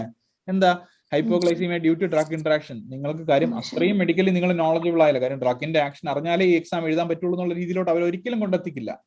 നിങ്ങളുടെ ഒരു ലോജിക്ക് വെച്ച് നിങ്ങൾക്ക് എഴുതാൻ പറ്റുന്ന രീതിയിൽ അവർ കൊണ്ടുപോകുള്ളൂ എന്തായാലും ലെറ്റർ. ഓക്കെ അല്ലേ? അതാ ഞാൻ പറഞ്ഞ ലൈക്ക് ഇതിനകത്ത്. പിന്നെ അത് കൂടാതെ വേറെ പറയാനുള്ള ഒരു കാര്യം എന്ന് വെച്ചാൽ, ഇപ്പൊ ഡ്രഗ് തന്നിരിക്കുകയാണെങ്കിൽ, ഡ്രഗിന്റെ കാര്യം തന്നിരിക്കുകയാണെങ്കിൽ അതിനകത്ത് PO എന്നും BID എന്നൊക്കെ എഴുതിയാൽ അതിനെ ഒന്നും നിങ്ങൾ എക്സ്പാൻഡ് ചെയ്ത് എഴുതേണ്ട ആവശ്യമില്ല. ഞാൻ എടുത്തു പറയുന്നു, എന്താണോ നിങ്ങളുടെ ക്വസ്റ്റ്യൻ പേപ്പറിൽ തന്നിരിക്കുന്നത്. ഇപ്പൊ ഇതിനകത്ത് മെറ്റ്ഫോമിൻ നിന്നും സിമെറ്റിഡിൻ നിന്നും മാത്രമേ തന്നിട്ടുള്ളൂ എങ്കിൽ നിങ്ങൾ ഇവിടെ metformin per oral 500 mg BID എന്നൊക്കെ എഴുതി വെക്കോ? മെറ്റ്ഫോമിൻ തന്നെ എഴുതുള്ളൂ, ഇതിനകത്ത് തന്നിരിക്കുന്നുണ്ട്. അപ്പൊ അതുപോലെ തന്നെ ഇപ്പൊ ലെറ്ററിനകത്ത് ലൈക്ക് നിങ്ങൾക്ക് ഓഫ് കോഴ്സ് ഒരു ഫോർമാറ്റിൽ അവർ തന്നിരിക്കുകയാണ്. എക്സാമ്പിൾ ഇങ്ങനെ, ഇപ്പൊ metformin 500 mg per oral BID എന്ന് തന്നിരിക്കുകയാണെങ്കിൽ ഇത് അതേപടി എഴുതി വെക്കുക തന്നിരിക്കുന്ന പോലെ. ഓക്കെ അല്ലേ? എന്നിട്ട് ഒരു കോമ ഇടാം. സെമി കോളൻ യൂസ് ചെയ്യുന്നവരാണെങ്കിൽ സെമി കോളൻ യൂസ് ചെയ്തിട്ട് അടുത്ത ഡ്രഗ് എഴുതാം, ഒരു കുഴപ്പമില്ല. ഓക്കെ അല്ലേ? ഇനി ഈ നമ്മൾ മെഡിസിൻ എഴുതുന്ന സമയത്ത് കോമ വരുന്നത്, ഫോർ എക്സാമ്പിൾ ഇപ്പൊ മെറ്റ്ഫോമിൻ 1500 ആണെന്നുണ്ടെങ്കിൽ നമ്മൾ തൗസൻഡ്സിൽ എഴുതുന്ന സമയത്ത് ഇവിടെ ഒരു കോമ ഇടും. ഓക്കെ അല്ലേ?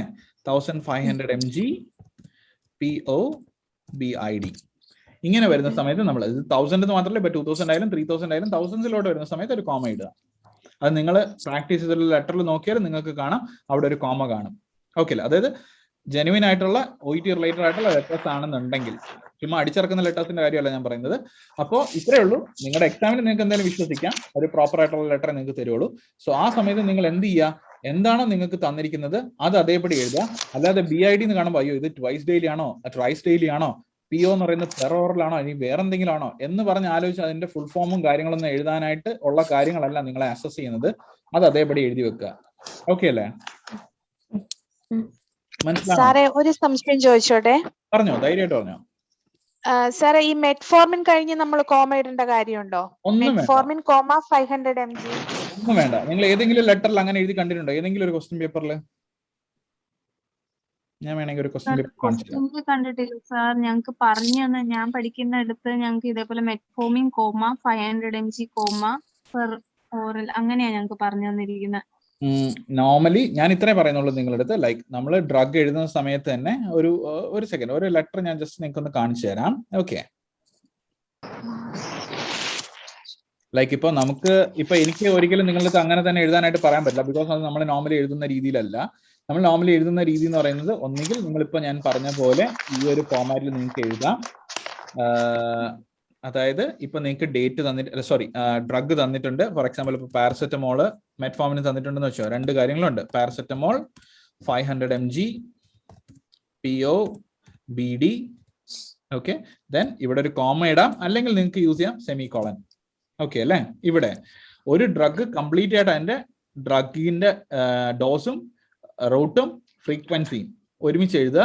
സെമി കോളനോ കോമ ആയിട്ട് സെപ്പറേറ്റ് ചെയ്യുക. ദെൻ അതിനുശേഷം ഒരു സ്പേസ് വിടുക, മെറ്റ്ഫോമിൻ എഴുതുക. ഇതാണ് പ്രോപ്പർ. അല്ലാതെ ഇപ്പൊ പറഞ്ഞ പോലെ എഴുതുകയാണെങ്കിൽ ജസ്റ്റ് ഒന്ന് നോക്കുക. Simply comma 500 mg comma PO comma ഇങ്ങനെയാണോ പറഞ്ഞത്? ഇപ്പൊ അത് നമുക്ക് കാണുമ്പോൾ തന്നെ നമ്മളിപ്പോ ഈ കോമ ഇടുന്നതോ സെമി കോമ ഇടുന്നതോ തമ്മിൽ എന്തെങ്കിലും ഒരു വ്യത്യാസം നമുക്ക് മനസ്സിലാവും ഇതിനകത്ത് ഇങ്ങനെ എഴുതുമ്പോ ഒരു ഫോർമാറ്റില്, ഇല്ലേ? നമുക്കിത് കാണുമ്പോ നിങ്ങൾക്കിത് നിങ്ങൾ കാണുകയാണ്, എഴുതുകയല്ല, കാണുകയാണ്. അപ്പൊ എന്ത് തോന്നുന്നു ജസ്റ്റ് ഇങ്ങനെ കാണുമ്പോ? ഒരു ഓക്വേർഡ്നെസ് ഇല്ലേ ഇങ്ങനെ കാണുമ്പോൾ? Paracetamol comma 500 mg comma PO comma BD comma ഇല്ലേ? അപ്പൊ നോർമലി നമ്മൾ എഴുതുന്ന ഒരു ഫോമാറ്റ്, ഞാൻ അതായത് ഒരു ലെറ്റർ ഇത്രയേ ഉള്ളൂ. ഞാൻ സിംപ്ലി ഇത്രേ പറയുന്നുള്ളൂ. ഇപ്പൊ ഞാൻ പറയുന്നത് ബാക്കി കാര്യങ്ങളൊന്നും നിങ്ങൾ എഴുതണ്ട. ആകെ ഞാൻ പറഞ്ഞ കാര്യം ഇത് ശ്രദ്ധിച്ചാൽ മതി. ഈ 1000 എഴുതാണെങ്കിൽ അതിനുശേഷം പിന്നെ സെമി കോളൻ അല്ലെങ്കിൽ കോമ. അല്ലാതെ നിങ്ങളുടെ ലെറ്ററിനകത്ത് എന്ത് ക്വസ്റ്റ്യൻ പേപ്പറിൽ തന്നിട്ടുണ്ടോ അത് നിങ്ങൾക്ക് യൂസ് ചെയ്യാം, ഒരു കുഴപ്പമില്ല. ഓക്കെ അല്ലേ? ഞാനൊരു ലെറ്റർ പറഞ്ഞു. പ്രസന്റ് കണ്ടീഷൻ ഇൻട്രൊഡക്ഷൻ കഴിഞ്ഞിട്ട് ആദ്യം പ്രസന്റ് കണ്ടീഷൻ എഴുതണോ അതോ പേഷ്യന്റിന്റെ ഹിസ്റ്ററി എഴുതണോ, അങ്ങനെ എന്തെങ്കിലും ഉണ്ടോ? ഇൻട്രൊഡക്ഷൻ കഴിഞ്ഞിട്ട് പ്രസന്റ് കണ്ടീഷൻ ആണോ എഴുതേണ്ടത്, പാസ്റ്റ് ഹിസ്റ്ററി ആണോ എഴുതേണ്ടത്, അല്ലെങ്കിൽ അത് പേഷ്യന്റ് സോഷ്യൽ ബാക്ക്ഗ്രൗണ്ട്? ഞാൻ ഇത് വെച്ച് നിങ്ങൾക്ക് പറഞ്ഞുതരാം. ഒരു സെക്കൻഡ് കേട്ടോ, ഞാൻ ഒരു ക്വസ്റ്റൻ ഒന്ന് ജസ്റ്റ് ഒന്ന് കാണിച്ചു തരാം, എന്നിട്ട് പറഞ്ഞുതരാം. ഒരു സെക്കൻഡ്.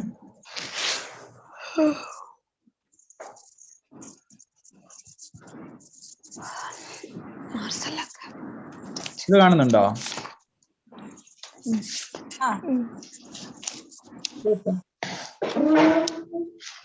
ഇതിനകത്ത് നിങ്ങൾ ഡ്രഗ് കണ്ടോ?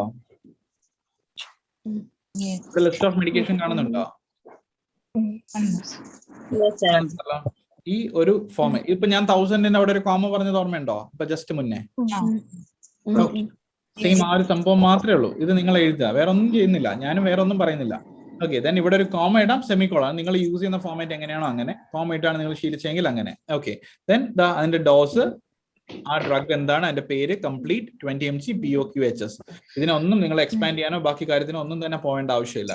ഓക്കെ അല്ലേ? ഇത്രയേ ഉള്ളൂ സംഭവം, ഇത്രയും കാര്യങ്ങൾ. പിന്നെ ഇത്രയും ഡ്രഗ് നിങ്ങൾ എഴുതിയിട്ട് ഏറ്റവും ലാസ്റ്റ് നിങ്ങൾ ഫിഷ് ഓയിൽ ആണ് ഇവിടെ വെച്ച് നിങ്ങൾ എൻഡ് ചെയ്യുകയാണെങ്കിൽ ഈ കോമയ്ക്ക് പകരം അവിടെ ആൻഡ് ഇടുക, അത്രേ ഉള്ളൂ. ഓക്കെ അല്ലേ? ലാസ്റ്റ് എഴുതുന്നതിന് തൊട്ട് മുന്നേ. ഓക്കെ ആണോ? ഓക്കെ, ഫൈൻ, ശരി. അപ്പോ പറഞ്ഞ ക്വസ്റ്റ്യൻ ഞാൻ ഒന്നും കൂടെ എടുക്കട്ടെ. അപ്പൊ എന്താ ചോദിച്ചത്, ലൈക്ക് നമുക്ക് ആദ്യം തന്നെ പ്രസന്റ് ഹിസ്റ്ററി ബാക്കി കാര്യങ്ങൾ എഴുതണമെന്നാണോ ചോദിച്ചത് അല്ലേ? എന്താണെങ്കിലും ഓക്കെ, ഫൈൻ.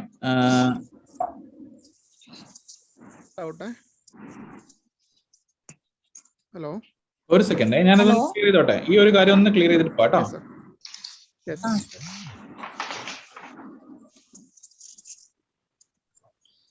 കാണുന്നുണ്ടോ ഈ screen?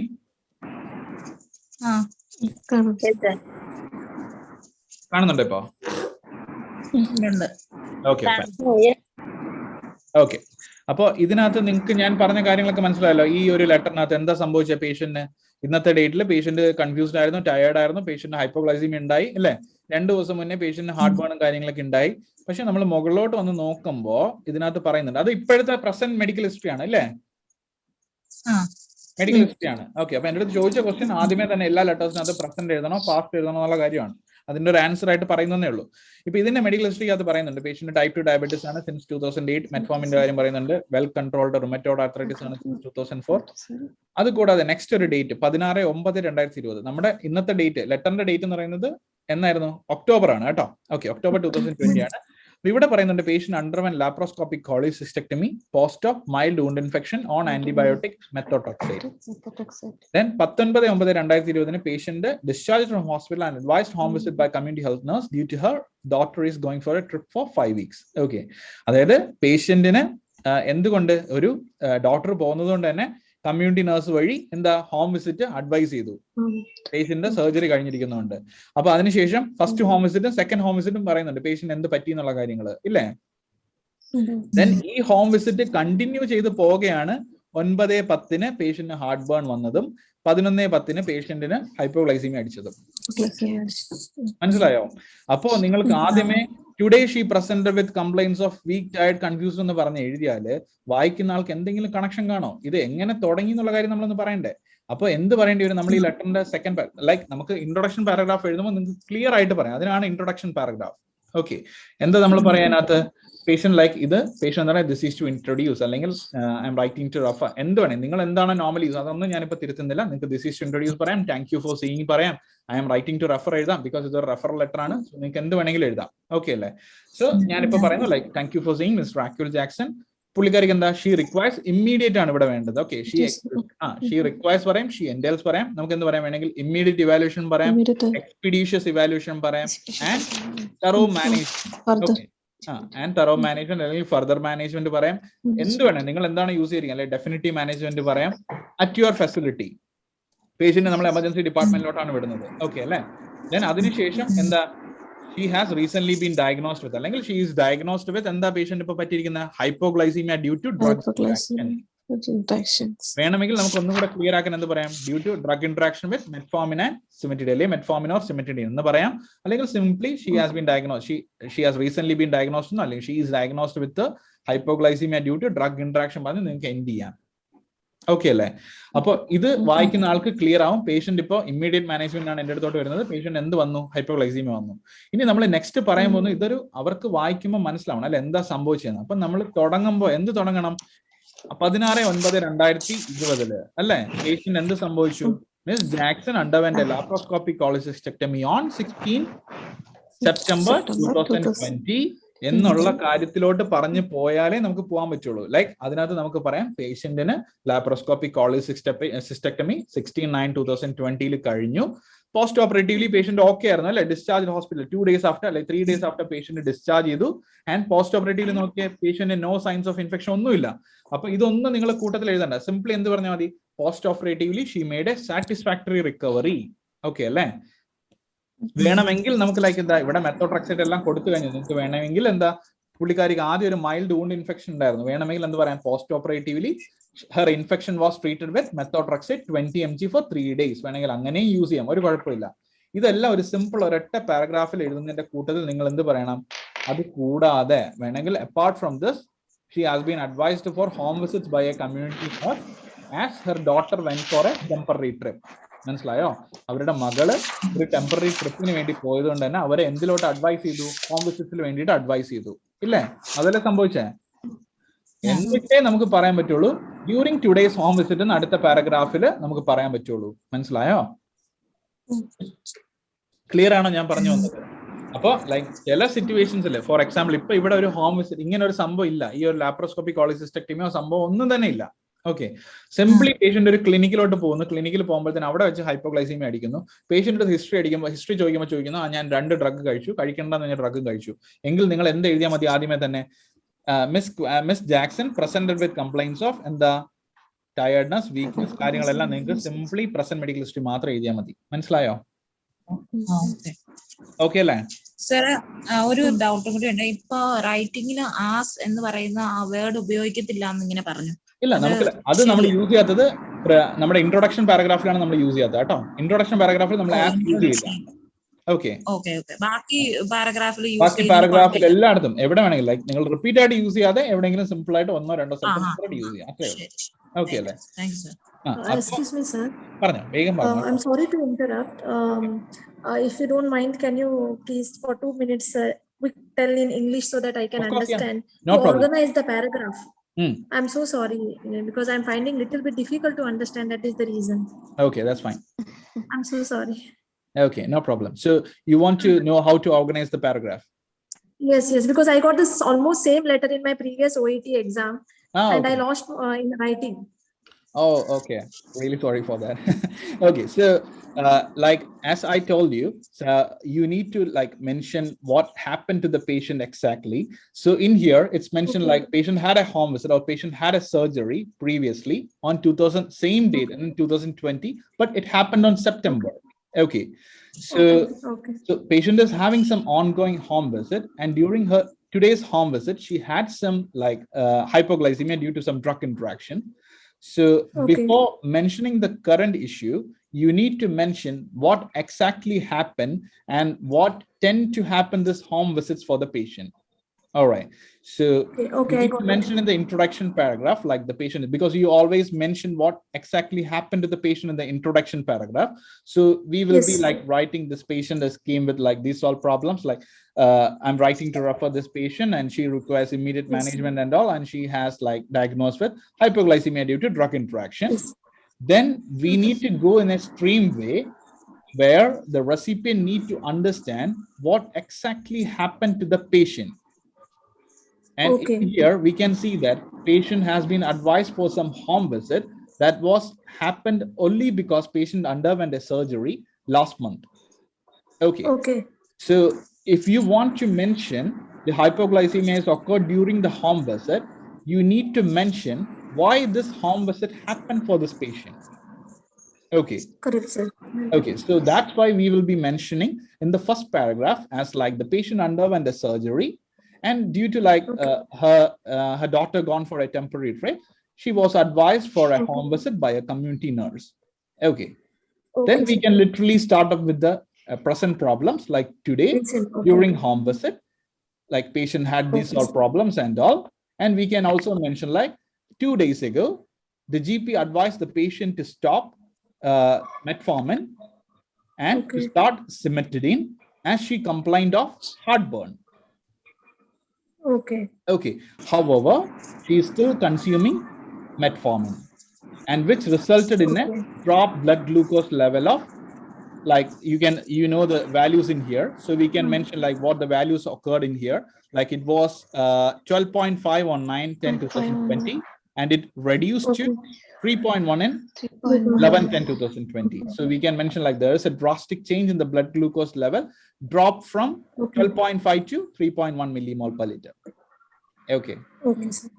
So I think you got the idea what will be the Yes, I got the idea. Yes.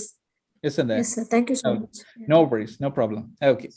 So അപ്പോ ഇത്രയാണ് ഈ ഒരു സംഭവം എന്ന് പറയുന്നത്, ഈ ഒരു ലെറ്ററിന്റെ കാര്യത്തിൽ. വേറെ എന്തെങ്കിലും ഡൗട്ട് ആരെങ്കിലും ചോദിച്ചിട്ടുണ്ടായിരുന്നോ? പിന്നെ ഇത് കൂട്ടത്തില്ല, എനിക്ക് തോന്നുന്നു ലൈക്ക് നമുക്കൊരു 2 കുറച്ചും കൂടെ സമയമുള്ളൂ. നമുക്കൊരു ഞാൻ വേറെ എന്തെങ്കിലും പോയിന്റ്സ് ലൈക്ക്, പിന്നെ നിങ്ങൾക്ക് ഈ ഒരു വേർഡ് കൗണ്ടിന്റെ കാര്യം, നിങ്ങൾക്ക് 2 പേജാണ് ലെറ്ററിനകത്ത് നിങ്ങൾക്ക് കിട്ടുക. സോ ആ 2 പേജിനകത്ത് നിങ്ങൾ ഒരു രീതിയിലും വറി ആവരുത്. നിങ്ങൾ എഴുതുന്ന ചിലപ്പോൾ വലിയ ലെറ്റേഴ്സിലായിരിക്കും, ചിലപ്പോൾ കുഞ്ഞു ലെറ്റേഴ്സിലായിരിക്കും. എങ്ങനെയൊക്കെ പോയാലും ആ 2 ലെറ്ററിന്, നിങ്ങളിപ്പോൾ ചെറിയ ലെറ്റേഴ്സിലൊക്കെയാണ് എഴുതുന്നതെങ്കിൽ ഓഫ് കോഴ്സ് സെക്കൻഡ് പേജിന്റെ ഒരു ഹാഫ് പോർഷനോട് കൂടി നിങ്ങളുടെ ലെറ്റർ തീരാറുണ്ട് നോർമലി. പിന്നെ നിങ്ങൾക്ക് അറിയാം ഇതിനൊരു എക്സ്ട്രാ പേജോ കാര്യങ്ങളോ ഒന്നും തന്നെ നിങ്ങൾ ആദ്യമായിട്ട് എഴുതാൻ പോകുന്നവരാണെങ്കിൽ നിങ്ങൾ ശ്രദ്ധിക്കാം, നിങ്ങൾക്ക് ഒരു എക്സ്ട്രാ പേജോ പേപ്പർ ഒന്നും ഇല്ല. ആകെ കിട്ടുന്ന ഒരു ബ്ലാങ്ക് പേപ്പർ ആണ്, അത് ഇവാലുവേറ്റ് ചെയ്യില്ല. അതിനകത്ത് you can only like scribble some points or something for your റെഫറൻസിന് വേണ്ടിയിട്ട് മാത്രം ഒന്ന് മെൻഷൻ ചെയ്യാം, അങ്ങനെയുള്ള കാര്യങ്ങളൊക്കെ. അല്ലാതെ നിങ്ങൾക്ക് 2 റൂൾഡ് ആയിട്ടുള്ള പേപ്പർ ആയിരിക്കും കിട്ടുക. അതിനകത്ത് നിങ്ങൾ പ്രോപ്പർ ആയിട്ട് പെൻസിൽ വെച്ച് എഴുതുക. ഓക്കെ അല്ലേ? പിന്നെ ലൈക്ക് നിങ്ങളിപ്പോ സൈഡ് ആ ഒരു ലെറ്ററിന്റെ ഫോർമാറ്റ് നിങ്ങൾക്ക് അറിയാമെന്ന് വിശ്വസിക്കുന്നു. നിങ്ങൾ എപ്പോഴും ലെഫ്റ്റ് സൈഡിൽ തന്നെ എഴുതി പോവുക. Keep on the left side. Okay അല്ലേ? ലെഫ്റ്റ് സൈഡിൽ തന്നെ ഓൾവേസ് എല്ലാം എഴുതി പോവുക. ഇൻ ബിറ്റ്വീൻ, അതായത് ചില സമയത്ത് ചില കുട്ടികൾ ഇൻട്രൊഡക്ഷൻ അല്ലെങ്കിൽ അടുത്ത പാരഗ്രാഫ് എഴുതുമ്പോൾ ഞാൻ കണ്ടിട്ടുണ്ട് മിഡിലിൽ നിന്ന് സ്റ്റാർട്ട് ചെയ്യും. അങ്ങനെ സ്റ്റാർട്ട് ചെയ്യരുത്, ലെഫ്റ്റ് സൈഡിൽ നിന്ന് തന്നെ സ്റ്റാർട്ട് ചെയ്യാം. ഓക്കെ അല്ലേ? ക്ലിയർ ആണോ? ഒരു ഡൗട്ട് ഉണ്ടേ. പറഞ്ഞു. ചിലപ്പോൾ നമ്മൾ ഫിസിയോതെറാപ്പിസ്റ്റിന് അല്ലെങ്കിൽ സൈക്കോളജിസ്റ്റിന് അങ്ങനെ എഴുതുമ്പോൾ പേഷ്യന്റിന്റെ കംപ്ലീറ്റ് ഡീറ്റെയിൽസ് നമ്മൾ റിലവന്റ് ആയിട്ടുള്ള മുഴുവൻ എഴുതണ്ടല്ലോ. അവർക്ക് ഫിസിയോതെറാപ്പിസ്റ്റിന് വേണ്ടി എക്സസൈസിന്റെ മാത്രം അവർക്കുള്ള റിക്വസ്റ്റ് ചെയ്താൽ മതിയല്ലോ. അതിപ്പോ ഫിസിയോതെറാപ്പിസ്റ്റ് ആണ് നിങ്ങൾ എഴുതുന്നെങ്കിൽ ആ ലെറ്ററിനകത്ത് പറഞ്ഞിട്ടുണ്ടായിരിക്കും പേഷ്യന്റ് ഡെയിലി ഡ്രസ്സിംഗ് വേണം, പേഷ്യന്റ് ഓൺ കെയർ വേണം, പേഷ്യന്റ് മെഡിക്കേഷൻസ് കറക്റ്റ് എടുത്തു കൊടുക്കണം എന്ന് പറഞ്ഞിട്ടുണ്ട് പ്ലാനിനകത്ത്. ഓക്കെ, ഫിസിയോതെറാപ്പിസ്റ്റ് നിങ്ങൾ റെക്കമെൻഡേഷൻ എഴുതുമ്പോൾ പറയാൻ പറ്റുമോ kindly do proper dressing for the patient regularly and kindly monitor his medication compliance എന്ന് നമുക്ക് ഒരിക്കലും ഫിസിയോതെറാപ്പിസ്റ്റിനത് പറയാൻ പറ്റില്ല. ഓക്കെ, അതൊരു നഴ്സിനും ഈ ലെറ്റർ പോകും, മനസ്സിലായോ? ആ ലെറ്റർ ഒരു നഴ്സിനും കാണുമായിരിക്കും. അപ്പൊ ആ നഴ്സിന് നമുക്ക് എഴുതാം. നമ്മുടെ കൺസേൺ എന്ന് പറയുന്നത് നമ്മുടെ മൈൻഡിൽ എപ്പോഴും ആസ് എ നഴ്സ് നമ്മൾ എല്ലാവരും ചിന്തിക്കും. പിന്നെ ഹോസ്പിറ്റൽ റിവ്യൂ പറഞ്ഞിട്ടുണ്ട് എന്നുള്ള കാര്യമൊക്കെ ഇപ്പൊ ഒരു ഫിസിയോതെറാപ്പിസ്റ്റിനോ ഒക്യുപേഷണൽ തെറാപ്പിസ്റ്റിനോ അങ്ങനെയുള്ളവർക്ക് മെൻഷൻ ചെയ്യേണ്ട കാര്യമുണ്ടോ സർ? ലൈക്ക് ഇപ്പൊ പറയാണ്, ഫോർ എക്സാമ്പിൾ ഇപ്പൊ നമ്മൾ ഫിസിയോതെറാപ്പിസ്റ്റ് ആണ് നിങ്ങൾ ഇപ്പൊ എഴുതുന്ന കാര്യം പറഞ്ഞു അല്ലെ? ഈ പേജ് കാണുന്നുണ്ടല്ലോ അല്ലെ? സ്ക്രീൻ കാണുന്നുണ്ടോ? സ്ക്രീൻ ഞാനിപ്പോ ഫിസിയോ എന്ന് എഴുതിയത് കണ്ടോ? ഫിസിയോതെറാപ്പിസ്റ്റിനാണ് നമ്മൾ ഈ ലെറ്റർ എഴുതുന്നത് വെച്ചോ. ഓക്കെ, അപ്പൊ നിങ്ങൾക്ക് ഇപ്പോ ലൈക്ക് അതിനകത്ത് പറയാണ് പേഷ്യന്റിന് ഒരു ഡയറ്ററി മാനേജ്മെന്റും പുതിയൊരു ഡയറ്ററി പ്ലാൻസും കാര്യങ്ങളൊക്കെ വേണമെന്നുണ്ടെങ്കിൽ നിങ്ങൾക്ക് വേണമെങ്കിൽ ലൈക്ക് ഇപ്പൊ നിങ്ങൾ ഉദ്ദേശിക്കുന്ന അത് എഴുതിയാൽ നിങ്ങളുടെ മാർക്ക് പോവോ ഇല്ല എന്നുള്ള കാര്യമാണോ നിങ്ങൾ ഉദ്ദേശിക്കുന്നത്? അങ്ങനെയാണോ ചോദിക്കുന്നത്? അതാണ്. പിന്നെ അത് മാത്രമല്ല അതിന്റെ ആവശ്യമുണ്ടോ എഴുതുമ്പോ നിങ്ങൾ മനസ്സിലാക്കേണ്ട ഇത്രയേ ഉള്ളൂ. ഇപ്പൊ ഈ ഒരു ലെറ്റർ എന്ന് പറയുന്നത് ലൈക്ക് അത് ഈ ഫിസിയോതെറാപ്പിസ്റ്റിന് പോകുമ്പോൾ തന്നെ നിങ്ങൾക്ക് വരുന്ന ഒരു ലെറ്ററാണ് ഫിസിയോതെറാപ്പിസ്റ്റിന് എഴുതാനായിട്ട് പറഞ്ഞിട്ടുള്ള ലെറ്റർ. ഓക്കെ അല്ലേ?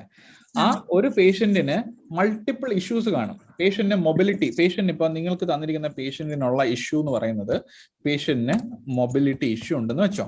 ഓക്കെ, പേഷ്യന്റിന് മൊബിലിറ്റി പ്രോബ്ലം ഉണ്ട്, പേഷ്യന്റ് ഡയറ്ററി, ഒരു സെക്കൻഡ്, പേഷ്യന്റിന് ഡയറ്റില് കാണുന്നുണ്ടല്ലോ അല്ലെ ഞാൻ ടൈപ്പ് ചെയ്യുന്നത്?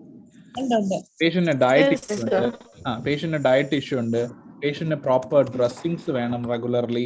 ഓക്കെ, പ്രോപ്പർ ഡ്രസ്സിങ് വേണം. പേഷ്യന്റിന് മെഡിക്കേഷൻ കംപ്ലൈൻസ് ഒട്ടും തന്നെ ഇല്ല, അതുകൊണ്ട് പ്രോപ്പർ മെഡിക്കേഷൻ കംപ്ലൈൻസ് പേഷ്യന്റിന് വേണം. പിന്നെ പേഷ്യന്റ് ഇടയ്ക്കിടയ്ക്ക് വീക്ക്ലി പോയി പേഷ്യന്റ് പീക്ക് ഫ്ലോ ചെക്ക് ചെയ്യാനുണ്ട്, പീക്ക് ഫ്ലോ മോണിറ്ററിങ്. പിന്നെ പേഷ്യന്റ് സർജറി കഴിഞ്ഞതുകൊണ്ട് പേഷ്യന്റ് ഫ്യൂച്ചർ റിമൂവൽ വരുന്നുണ്ട് ഇനി താമസിയാതെ. ഓക്കെ, അത് കൂടാതെ പേഷ്യന്റിന്റെ ഇപ്പൊ പേഷ്യന്റ് താമസിച്ചുകൊണ്ടിരുന്ന വാടക വീടിന്റെ അക്കോമഡേഷൻ പോയി. സോ പേഷ്യന്റ് ഇപ്പൊ വേറെ ഇൻകം ആക്ടിവിറ്റീസ് ഒന്നും ഇല്ല. സോ പേഷ്യന്റ് കുറച്ച് ഇൻകം പ്രൊഡ്യൂസിങ് ആയിട്ടുള്ള ആക്ടിവിറ്റീസ് എന്തെങ്കിലും പേഷ്യന്റിന് ചെയ്യാനായിട്ടുള്ള ലൈക്ക് റീഹാബിലിറ്റേറ്റീവ് പ്രോസസ് പോലെ വൊക്കേഷണൽ ആയിട്ടുള്ള എന്തെങ്കിലും കാര്യങ്ങൾ പേഷ്യന്റിന് പറഞ്ഞു കൊടുക്കേണ്ടി വരും. ഓക്കെ, ഇത്രയും കാര്യങ്ങളാണ് നമ്മുടെ പേഷ്യന്റിനുള്ള മൾട്ടിപ്പിൾ ഇഷ്യൂസ്. ഓക്കെ അല്ലേ? നിങ്ങൾ ലെറ്ററിൽ കണ്ടിട്ടുണ്ടോ പല ഇഷ്യൂസ് ആയിട്ടായിരിക്കും പേഷ്യന്റ് വരിക. ഇതെല്ലാം കഴിഞ്ഞിട്ട് നിങ്ങൾക്ക് എഴുതുന്നത് മിക്കവാറും എന്താ, ഒരു ഹോം കെയർ നഴ്സിന് ലെറ്റർ എഴുതുക. എന്തിനു വേണ്ടിയിട്ട്? പേഷ്യന്റിന്റെ ഡ്രസ്സിങ്ങിന്, പിന്നെന്താ പേഷ്യന്റിന്റെ മെഡിക്കേഷൻ കംപ്ലൈൻസിന്റെ കാര്യം കണക്കാക്കിയിട്ട് വേണമെങ്കിൽ ഡയറ്റ് വെച്ചോ കുഴപ്പമില്ല. പിന്നെന്താ ഇത്രയും കാര്യങ്ങളായിരിക്കും നിങ്ങളിത് പറയുക മെയിൻ ആയിട്ട്. ഇനി ഈ ഒരു ലെറ്റർ സോഷ്യൽ വർക്കറിനും പോവാം. എന്തിനു വേണ്ടിയിട്ട്? ഇൻകം പ്രൊഡ്യൂസിങ് ആക്ടിവിറ്റീസിന്റെ കാര്യം പറയാം, വേറെയും കാര്യങ്ങൾ വരാം. ഓക്കെ, ദെൻ അതുപോലെ ഇനി ഫിസിയോയ്ക്ക് പോവാം. എന്ത് പറയാം? മൊബിലിറ്റിയുടെ കാര്യത്തിന് വേണ്ടിയിട്ട് ഇല്ലേ? ഓക്കെ, വേണമെങ്കിൽ ഒരു സർജന് എഴുതാം. എന്തിനു വേണ്ടിയിട്ട്? പേഷ്യന്റിന്റെ ഫോളോ അപ്പിന് വേണ്ടിയിട്ട്. ഓക്കെ, GPക്ക് എഴുതാം. GP പേഷ്യന്റിനെ പറ്റി ഒന്നും അറിഞ്ഞിട്ടില്ല, ഈ കാര്യങ്ങളൊന്നും അറിഞ്ഞിട്ടില്ല എങ്കിൽ GPക്ക് ലെറ്റർ എഴുതാം. നോൺ GPക്ക് പേഷ്യന്റ് ഇങ്ങനെ ഒരു സർജറി കഴിഞ്ഞു എന്നുള്ള കാര്യം മനസ്സിലായോ? അപ്പൊ ഒരു ലെറ്റർ ഏതെല്ലാം രീതിയിലോട്ട് മാറിയെന്ന് കണ്ടോ? ഓക്കെ, അപ്പോ ഇതിനകത്ത് ഞാൻ നിങ്ങൾ ഇതിനെ അങ്ങോട്ട് ചോദിക്കുകയാണ്. ഇങ്ങനെ ഇരിക്കെ പലർക്ക് പോകുന്ന ഒരു ലെറ്ററിൽ ഫിസിയോതെറാപ്പിസ്റ്റിന് ഡയറ്റീഷ്യൻ അറിയേണ്ട കാര്യവും ചെയ്യേണ്ട കാര്യവും നമ്മൾ അയാളുടെ അടുത്ത് പറയേണ്ട ആവശ്യമുണ്ടോ? ഞാൻ അങ്ങോട്ട് ഇപ്പൊ ചോദിക്കാം. സിമ്പിൾ, ഇത്രയുള്ള കാര്യം. മനസ്സിലായോ? അപ്പൊ അതേ ഉള്ളൂ. അതായത് ഡയറ്റീഷ്യന്റെ അടുത്ത് അതല്ല ഞാൻ ചോദിച്ചതെന്ന് എഴുതിയതിൽ തെറ്റുണ്ടോ? വേർഡ്സ് കുറഞ്ഞു പോകും. വേർഡ്സ് കുറയുമ്പം അത് ഡയറ്റീഷ്യനുള്ള കാര്യം കൂടി എഴുതിയാൽ ആ വേർഡ്സ് കറക്റ്റ് മെയിൻറ്റെയിൻ ചെയ്ത് കൊണ്ടുപോകാനാണ് ഉദ്ദേശിക്കുന്നത്.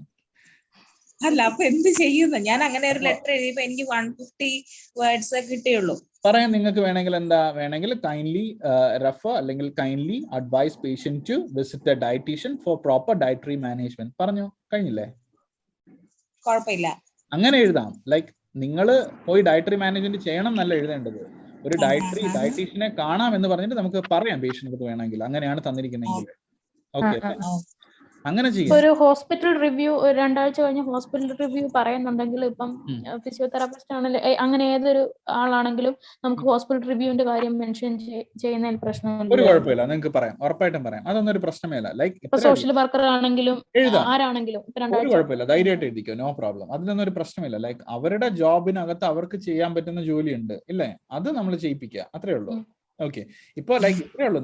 ഇപ്പൊ നമുക്ക് ചെയ്യാൻ പറ്റുന്ന കുറച്ച് ജോലിയുണ്ട് ഇല്ലേ. ഇപ്പൊ നമ്മളുടെ അടുത്ത് പോയിട്ട് ഒരു എക്സ്റേയോ അല്ലെങ്കിൽ എക്സ്റേ ചിലപ്പോൾ നമ്മൾ നോക്കുമായിരിക്കും. ഒരു CT സ്കാൻ, റേഡിയോളജിയുടെ വന്നിരിക്കുന്ന CT സ്കാൻ നോക്കിയിട്ട് പേഷ്യന്റ് അതിനകത്ത് ഇൻട്രാക്രീനിയൽ ഹെമറ്റോമ, ഒരു ഹെമറ്റോമ ഉണ്ടെന്ന് വെച്ചാൽ അതിന്റെ സൈസ് പോയി നോക്കി എത്ര ഉണ്ടെന്നൊക്കെ പറയാൻ പറഞ്ഞാൽ നമ്മൾ പോയി നോക്കിയിട്ട് പറയോ? ഇല്ല.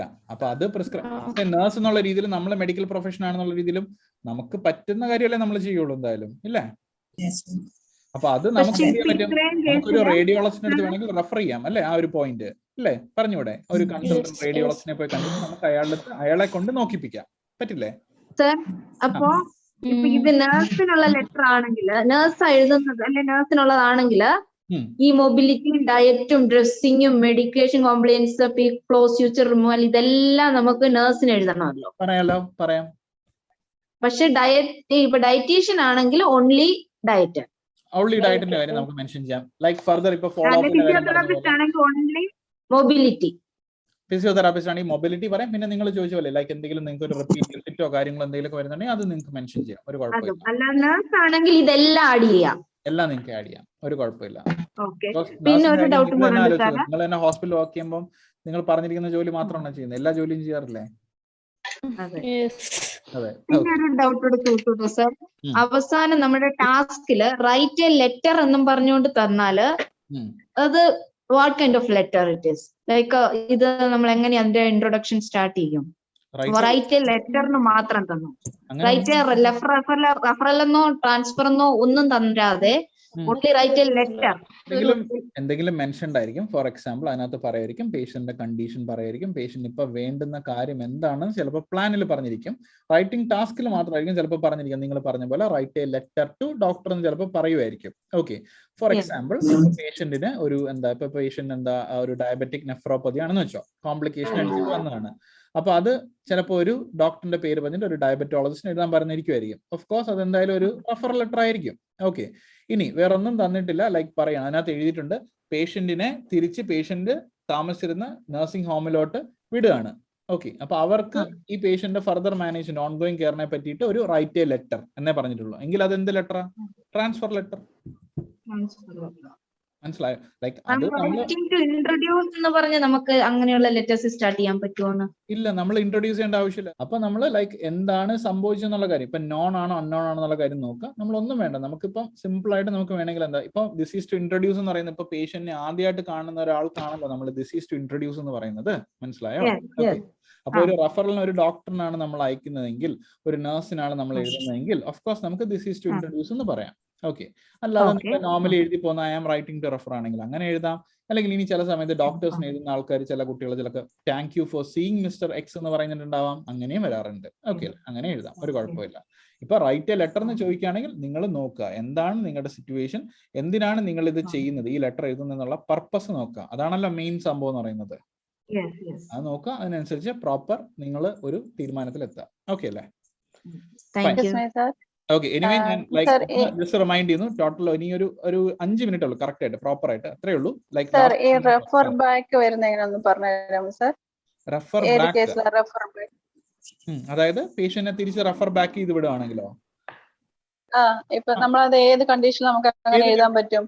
ഇത്രേ ഉള്ളൂ. ഇപ്പൊ ലൈക്ക് നോൺ കേസ് ആണെങ്കിൽ നമുക്ക് ഇപ്പൊ എഴുതാൻ പറ്റുമോ? നോൺ കേസ് ആണെങ്കിലല്ലോ, അതായത് ഒരു സിറ്റുവേഷൻ വരുന്ന ഇത്രേ ഉള്ളൂ. റെഫർ ബാക്ക്, ഇപ്പൊ ഒരു പേഷ്യന്റിനെ ഓൾറെഡി ഒരു ഡോക്ടർ കണ്ടെന്ന് വെച്ചോ. ഓക്കെ, ഹൈപ്പർ ടെൻഷൻ മാനേജ്മെന്റ് ആയിട്ട് ഒരു ഡോക്ടർ കണ്ടു. ദെൻ പിന്നീടുള്ള ഒരു ഹോം വിസിറ്റിന്റെ സമയത്ത് നഴ്സ് പോയി നോക്കിയപ്പോൾ പേഷ്യന്റ് ബ്ലഡ് പ്രഷർ എല്ലാം എലിവേറ്റഡ് ആണ്. അതേ ഡോക്ടറിനോട് തന്നെ വീണ്ടും നമ്മൾ പേഷ്യന്റിനെ വിടുകയാണെങ്കിൽ അതൊരു റെഫർ ബാക്ക് സിറ്റുവേഷൻ ആണ് അങ്ങനെ വരുന്ന സമയത്ത്. മനസ്സിലായോ? പേഷ്യന്റ് വീണ്ടും കൊണ്ടുവിടുന്ന ഒരു സംഭവം. ഇനി അതേപോലെ തന്നെ പേഷ്യന്റ് ഇപ്പൊ ഹോസ്പിറ്റലിൽ നിന്ന് ഡിസ്ചാർജ് ആയി ബാക്കി കാര്യങ്ങൾ വന്നു, പേഷ്യന്റിനെ തിരിച്ച് വീണ്ടും ആ ഡിപ്പാർട്ട്മെന്റിലേക്ക് തിരിച്ചു വിടുകയാണെങ്കിൽ അതൊരു റെഫർ ബാക്കിലോട്ട് വീണ്ടും പോകും. മനസ്സിലായോ? ഇപ്പൊ ഒരു ഇപ്പൊ ഒരു പേഷ്യന്റ് പേര് പേഷ്യന്റിന്റെ ഓൺ ജിപിയിലേക്ക് വിടുവാണെന്നുണ്ടെങ്കിൽ നമുക്ക് റെഫർ ബാക്ക് എഴുതാൻ പറ്റുമോ? ഓൺ ജിപിയിലോട്ട് വിടുകയാണെങ്കിൽ റെഫർ ബാക്ക് പറയാം. പിന്നെന്താ, ജിപി നോക്കിക്കൊണ്ടിരുന്ന പേഷ്യന്റ് ആണ്, ഫോളോ അപ്പ് ട്രീറ്റ്മെന്റിലായിരുന്നു, പേഷ്യന്റിന്റെ കണ്ടീഷൻ എന്തെങ്കിലും വർസൺ ആയി എന്ന് വെച്ചോ. ഓക്കെ, അങ്ങനെ പ്രസന്റ് കണ്ടീഷൻ ജിപിക്ക് അറിയത്തില്ല. പേഷ്യന്റ് ഒരു ഹോസ്പിറ്റലിൽ പോയിട്ട് ട്രീറ്റ്മെന്റ് എടുത്തു, ബട്ട് വീണ്ടും ജിപിക്ക് നമ്മൾ ആ ഹോസ്പിറ്റലിൽ നിന്ന് ജിപിക്ക് പറഞ്ഞു വിടാം. അപ്പൊ നമുക്ക് അതിന് റെഫർ ബാക്ക് എഴുതാം. റെഫർ ബാക്ക് ലെറ്റർ തന്നെയാണ്, അല്ലെങ്കിൽ ഫോളോ അപ്പ് ലെറ്റർ എന്നുള്ള ഫോളോ അപ്പ് കെയർ ആയിരിക്കും അതെന്ന് പറയുന്നത്. മനസ്സിലായോ? എന്തായാലും അതിനെ I am writing to refer എന്ന് പറഞ്ഞാൽ എങ്ങനെ അത് കറക്റ്റ് ആയിരിക്കും? റൈറ്റിംഗ് ടു റെഫർ പറയേണ്ട ആവശ്യമില്ലല്ലോ. ജിപിക്ക് ഓൾറെഡി അപ്ഡേറ്റ് എന്ന് പറയാൻ അപ്ഡേറ്റ് എന്ന് പറഞ്ഞാൽ നമ്മള് നോൺ പേഷ്യന്റ്, ഇപ്പൊ ആ പേഷ്യന്റ് നോൺ കേസ് ആണെങ്കിൽ പോലും ഒരു ഹോസ്പിറ്റൽ വിസിറ്റ് കഴിഞ്ഞ കാര്യമോ ആ ഹോസ്പിറ്റൽ വിസിറ്റ് ഇപ്പം ഉണ്ടായ കാരണമോ ഇപ്പം നോൺ ജിപിക്ക് അറിയത്തില്ല എന്നുണ്ടെങ്കിൽ നമ്മൾ അപ്ഡേറ്റ് എന്ന് പറഞ്ഞ് എഴുതുന്ന കുഴപ്പമൊന്നുമില്ല. വെരി ഗുഡ്, വേറെ ഒന്നുമില്ല, ഞാനൊന്നും പറഞ്ഞില്ല കേട്ടോ, അമൃത തന്നെയാണ് പറഞ്ഞത്. ഓക്കെ,